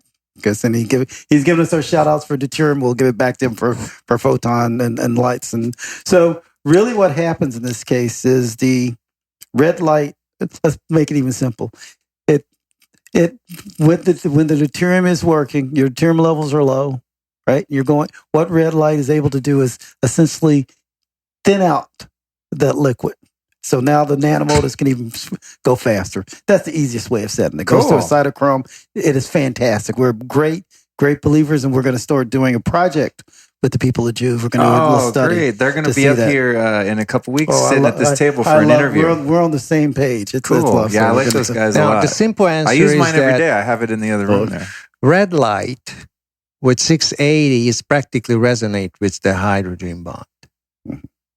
So when red light hits a water molecule, or to that extent, a cholesterol molecule, it starts resonating its hydrogen. It communicates energy to it. So these molecules get down to the mitochondria and the nanomotors, and they are actually able to make water more viscous.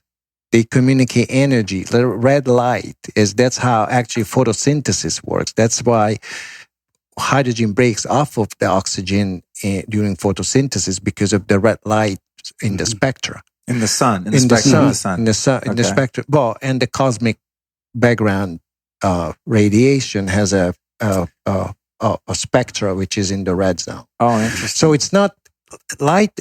Sun is not the only light source. Really? Oh yeah. There's a cosmic background. I didn't want to talk about the Bible or the Torah simply I love because it. We talk about the Bible all the time on the show. How much time do you have left? Yeah. At hour 3, let's introduce the Bible. Yeah. We'll start with the Old Testament and move our way forward. That would take us a little bit far. But actually, there is like so many mention. I mean, the whole Torah, if you read it from a biochemist or a physicist point of view, it's nothing but deuterium depletion, fractionation. Wow. And it's true of the kosher diet. It's true of getting water from the rock, the fountain of youth. Everything is sinking in the water. So it's deuterium depleted, low viscosity water. So you can identify in these old scriptures. I'm not here for religion. It's just practically old scriptures. If you read them as a scientist, you're going to find many principles that we talked about today. Wow. Cool. That's really neat. Let there be light. So red light, we're on board with that. And then what about in terms of just one thing I'm a huge fan of is just getting as much of my naked body as legal into the sun. Like I'm really into being grounded. I know the other day you were talking about same thing. How does the sunlight, same kind of deal? Thing. Yeah, your body, if you really think about it, I've now come completely 180 degrees. And that is, really think of your body's ability. It eats everything. It eats everything and it turns it into something, right? That's what it's doing, including bad energy and bad thoughts and good thoughts. And what I'm now thinking, it starts to resonate, and it resonates through these hydrogen bonds, just like everything else, and it determines what energy you have. So I believe that all these things are related, everything, because ultimately that's what we are. We're energy. When we die, we're energy. That's it. That's why when you look at someone who's dead, you go, "Oh, God, Luke's dead." No, your body's still right there. No, it means your energy's gone out of that body. That's what death means. Your synthase, Right. ATP synthase nanomotor stuff. Yeah, this is interesting because you should actually talk. That really is the definition of death. It's not break, because once they all stop, you can't start them back up. You can't start a nanomotor. Whoa. It has to get it spinning from already spinning nanomotors. Isn't that crazy? When it comes to the sun and vitamin D, what I'm assuming here is that is it that the precursor for vitamin D is deuterium rich, and so you can't produce enough of it now? That's the same thing. So yes, you can't break cholesterol, right? Therefore, you can't make the precursors. Yeah, and even an interesting thing, and you can't put the sulfonation on. That's the other thing that goes. The sulfate. He's going to even go further. The sulfonation, all those molecules to make them water soluble. So now you're even getting a whole bunch of stuff, vitamin D and stuff in your that's not good for you. It's not vitamin D. It's water soluble vitamin D. Right. And that's again. That's not me. I can't. It's Stennett. I mean, that's great work. But that's the way this stuff works. So with this deuterium in it, now you got the wrong friggin' molecule that screws you up. Wow. It's like your chorus and your tuning key. The cholesterol is practically resonates, although it has 27 carbons and they have hydrogens in various positions, and your red light resonates them all. Mm-hmm. It's like your tuning key. When you ping it and you give it hand by hand, it resonates for a while. And cholesterol tunes your body to the outside light pressure and light spectra. And Dr. Cruz is right. Your body is mostly a photosensor. That's how you function. That's how you make your metabolic water more viscous.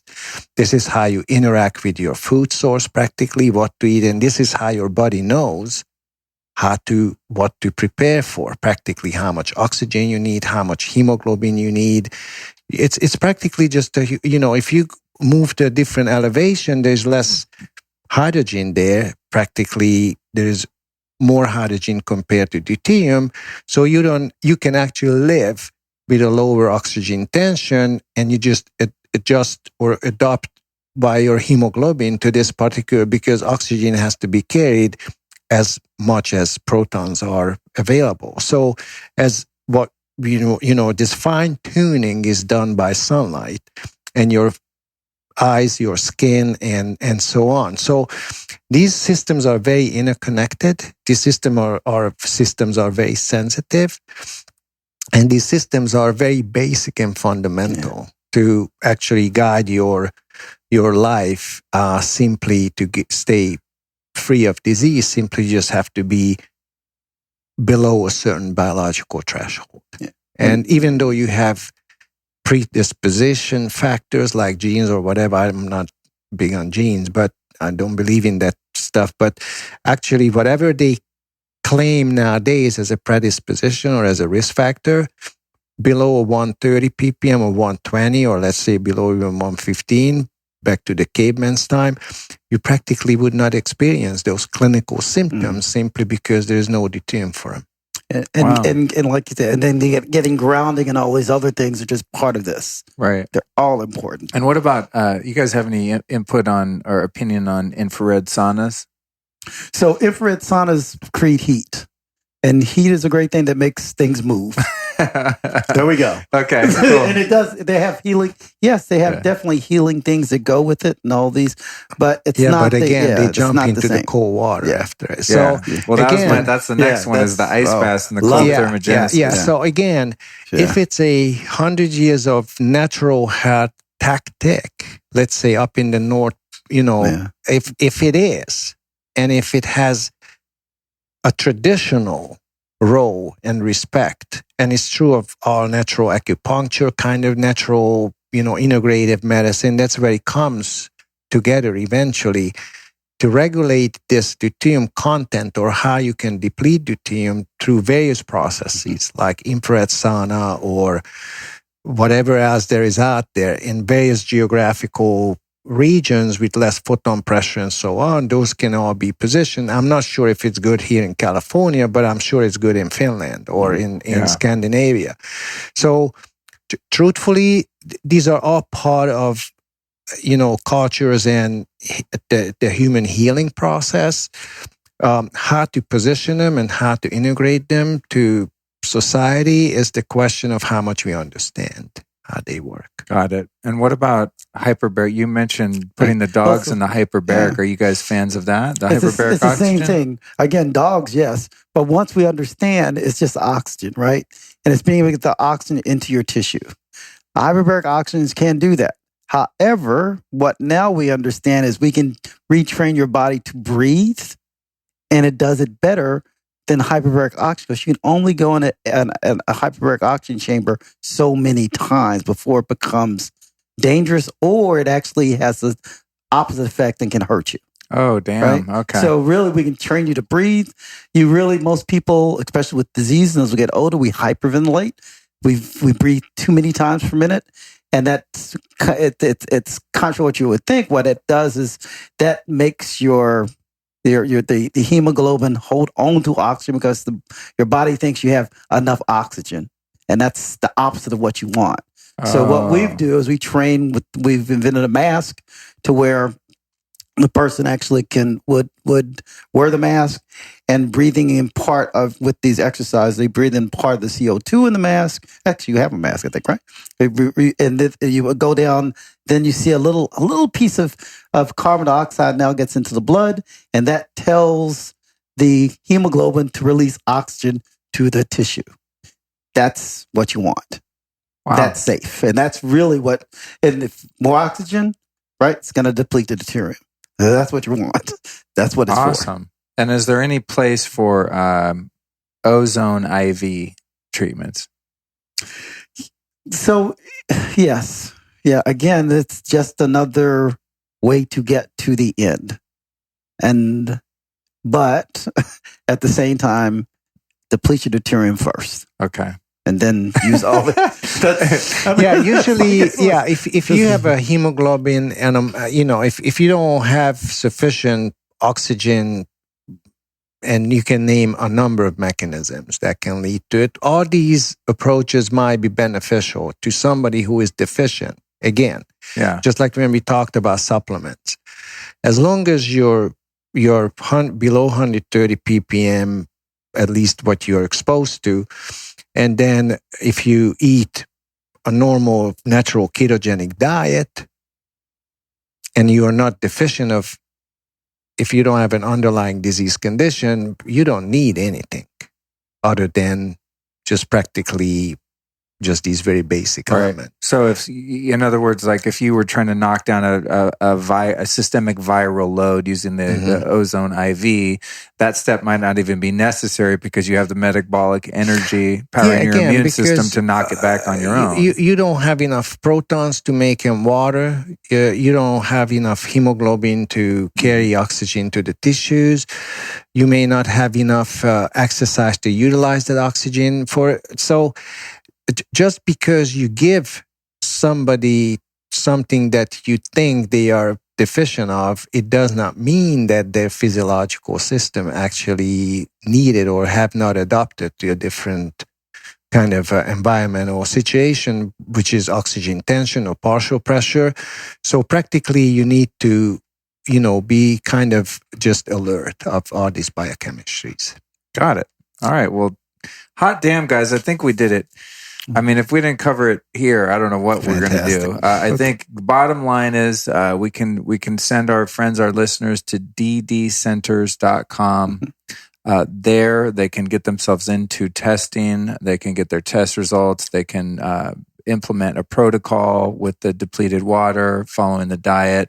After a period of time, get tested again. And this is something that's very attainable and for the most part affordable. And when I mentioned the water being expensive, I mean, if someone's thinking about it as a bottle of water, a case of water, I would say it's hella expensive.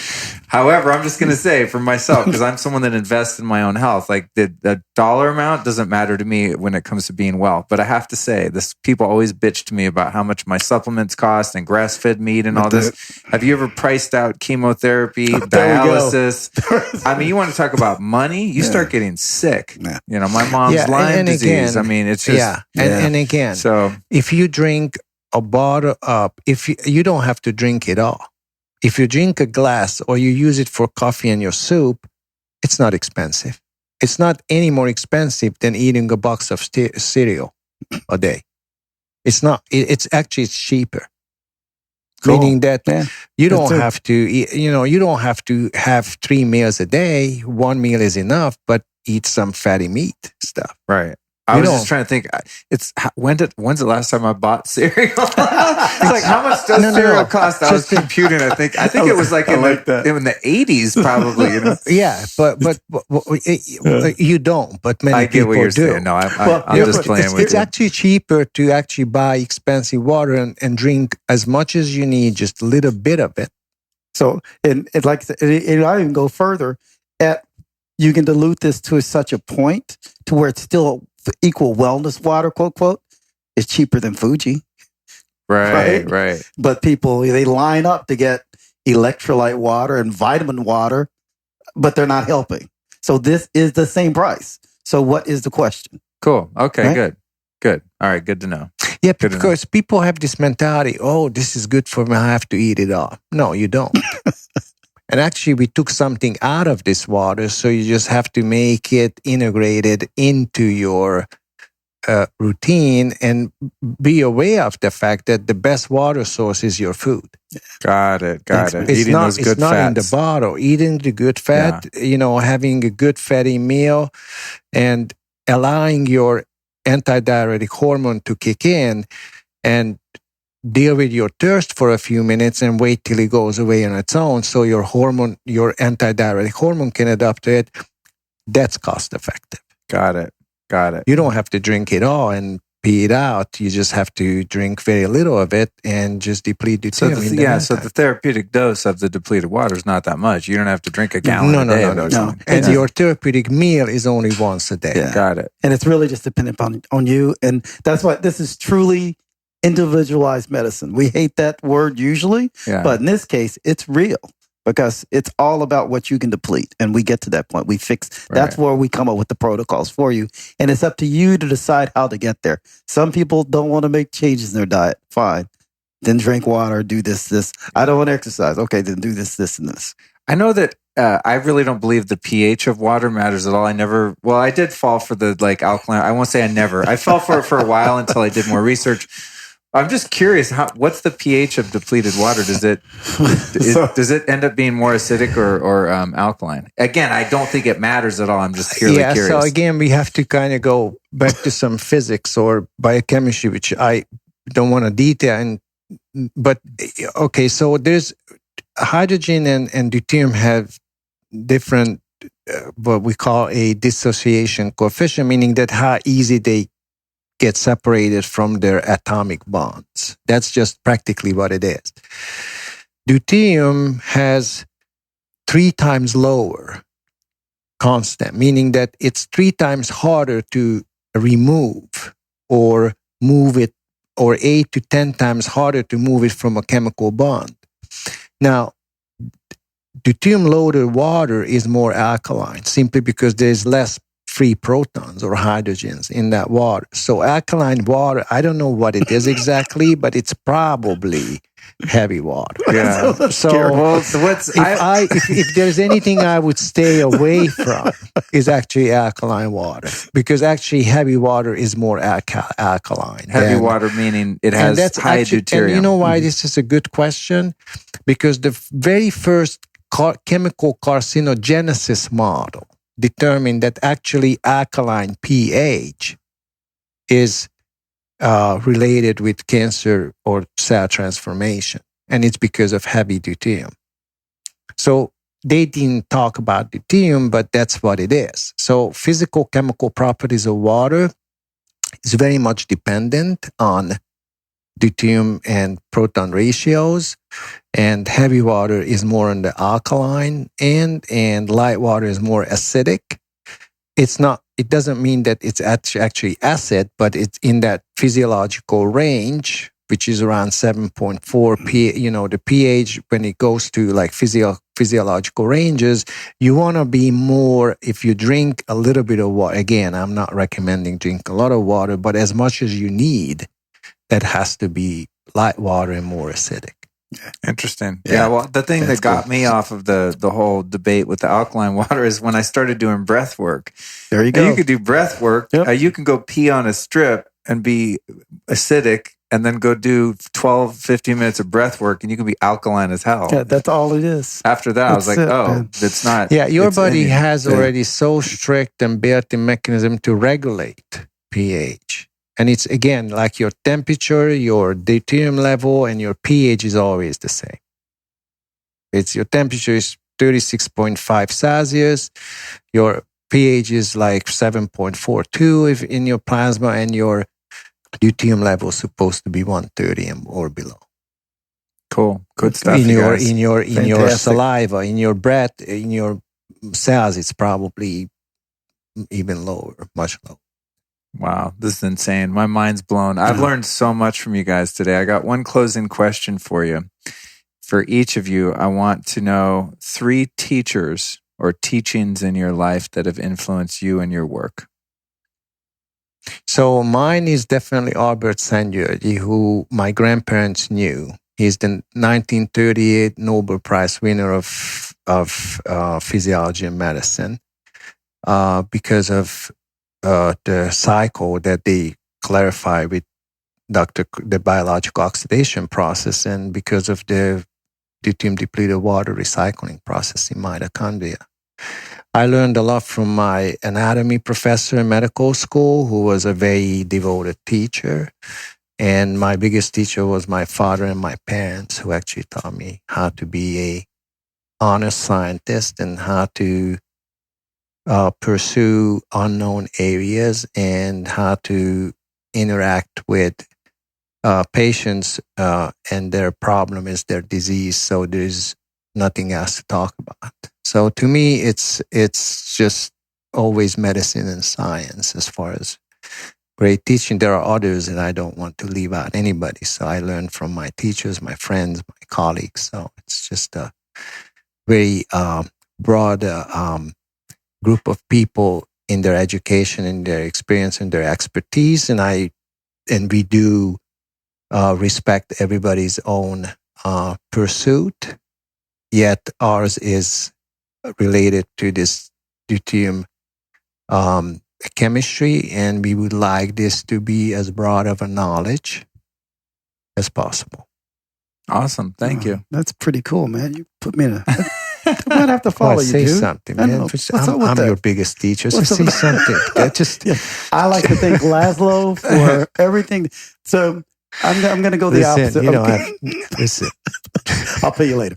I'm going to go the opposite way, or not opposite way. I think it's very interesting because when I think about myself, it's all about how I got here and why I'm even here, because that shouldn't be. And I would go back to, and it's going to sound almost trite, Martin Luther King, for really teaching the lessons of what you could be and the ability to look at anybody and to understand the character of who they are and that everybody's important. My first grade teacher. Shockingly, that's the first time MLK has been on someone's top 3. Yeah, well, I get a few Gandhis. I'm gonna give even another one. All right, good. You never heard of Miss Wilson, my first grade teacher, who told me it was okay to be black. and I could be first president of the United States. And she was wrong on the president part. I don't want to do that anymore. Those two. And then the third one, I'm going for the trifecta, black trifecta. So I'm sure that would be Malcolm X. And I really, by any means necessary. And I run my life that way. And that's the way we run our place.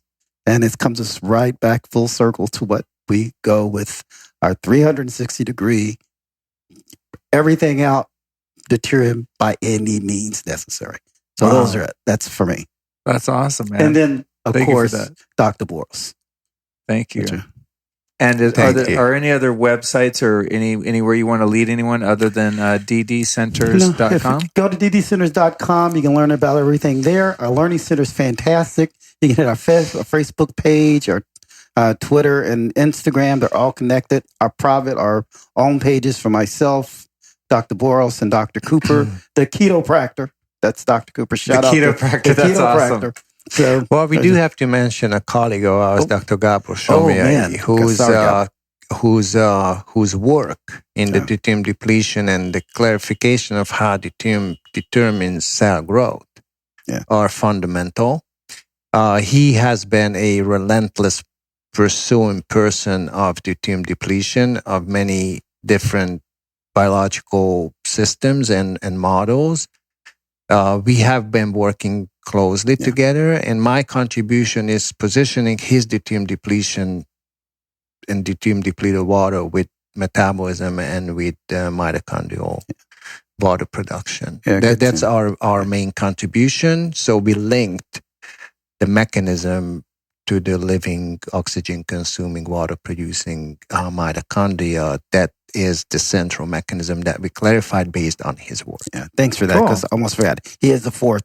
He's part of the four. That's cool. The four horsemen. That's cool. And we thank our clinics, Liz and Radu and Esther and whoever else contributed, simply because we need people who are our colleagues and helpers. That's cool. Well, thank you for giving those guys a shout out. And we've got Dr. Ann Cooper over here who's been sitting here for 3.5 hours, probably going, I've heard all this before, guys. I swear I should have given Ann a laptop or something. I'm like, man. So we're gonna figure out a way to get her on one of these mics too and get her perspective on this. But I want to thank you guys so much for joining me today. And I'll go ahead and stop with the audio now and until we meet again. Oh, fantastic. Thank you.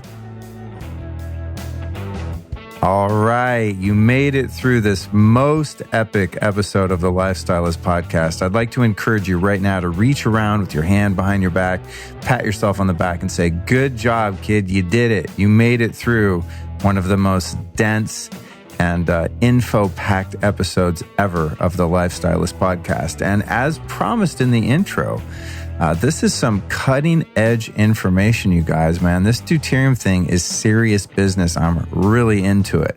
You know, of course, I get into every new thing that I discover, and I'm excited about it, and then I implement it, and if it works, I keep doing it and recommend it. But this one here, I feel like we've struck gold, you know, you and me, whoever's listening to this, because as I said in the intro, not sure if you heard that, because some of you little sneakers probably fast forward through some of the beginning and jump right to the meat of the interview.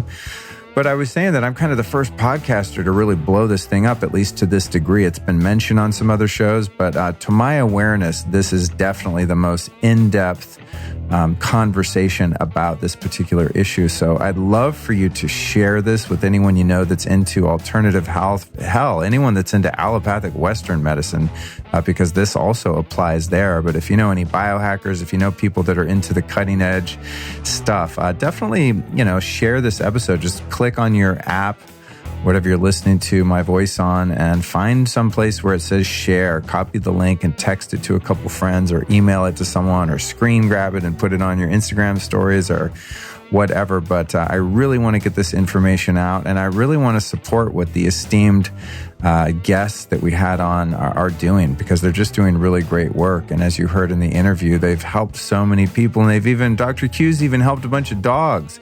You know what? I started my dog Cookie on the deuterium depletion. I mean, she's already keto, so that's easy, obviously, right? I'm not feeding my dog saltine crackers and cereal.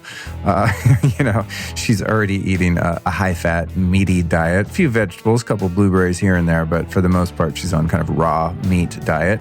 And I've got her on the deuterium depleted water that I get from our guests. So it's pretty cool. I'm seeing if I can cure her allergies. During the episode, I think if you remember, Dr. Q was like, allergies? That's no problem. Just keep depleting your dog and she'll be fine. So I've seen a little improvement. I want to get her totally cured. So this is really, really important information. And I feel like I don't want to exaggerate like I've discovered penicillin or something, but in a minor way, I feel like I've really stumbled on something that's going to have a huge impact on the health industry in general.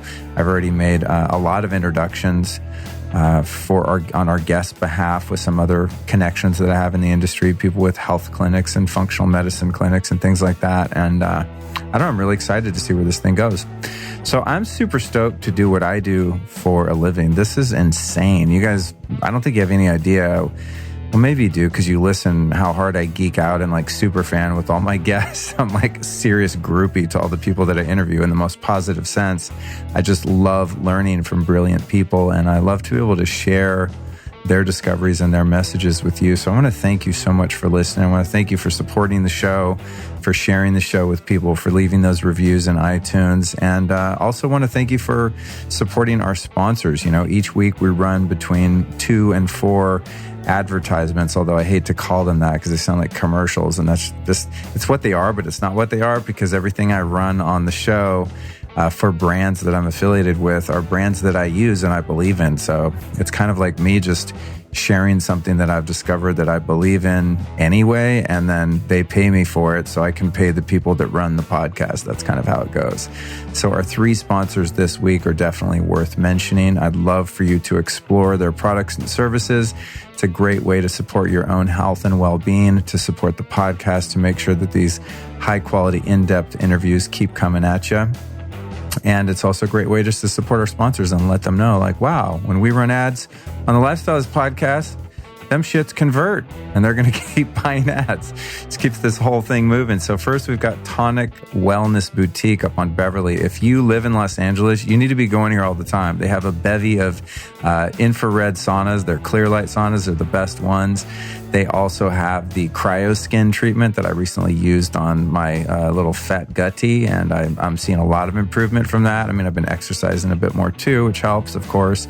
But they have the clear light saunas. They've got a great cryotherapy there. They have all kinds of stuff going on. And if you're traveling to LA, you definitely want to check out the Tonic Wellness Boutique. Their website is tonicboutique.com, and you can go on there and read about all the stuff that they do. But it's a really high-end, like, beautiful space, great staff. Pasetta, the owner, is really just an amazingly positive, vibrant, intelligent, beautiful woman. She's just super friendly and kind and knowledgeable. And if you're lucky enough to have her there on the day you go, you're going to be in really good hands. And tell her I sent you, and I'm sure they'll take even better care of you. And, it's just conveniently located right in Hollywood. It's kind of in between the Grove and the Beverly Center, which is right up the street from my house. Next up, we've got Four Sigmatic. We always talk about Four Sigmatic. I use their mushrooms literally every day, guys. I made a bulletproof coffee this morning. And what did I use? I put a packet of cordyceps, the red one, the red Four Sigmatic. Boom. Every damn day, I'm taking my medicinal mushrooms from Four Sigmatic. I know a lot of you are buying them already. If you're buying them and you're not getting a discount, though, you are playing yourself. Wah, wah. So go over to foursigmatic.com/Luke Story, enter the code Luke Story, and save 15% on your Four Sigmatic medicinal mushrooms and herbs. Really good deal. And then we've got my buddies over at Juve, red light therapy. If you want to get down with some photobiomodulation.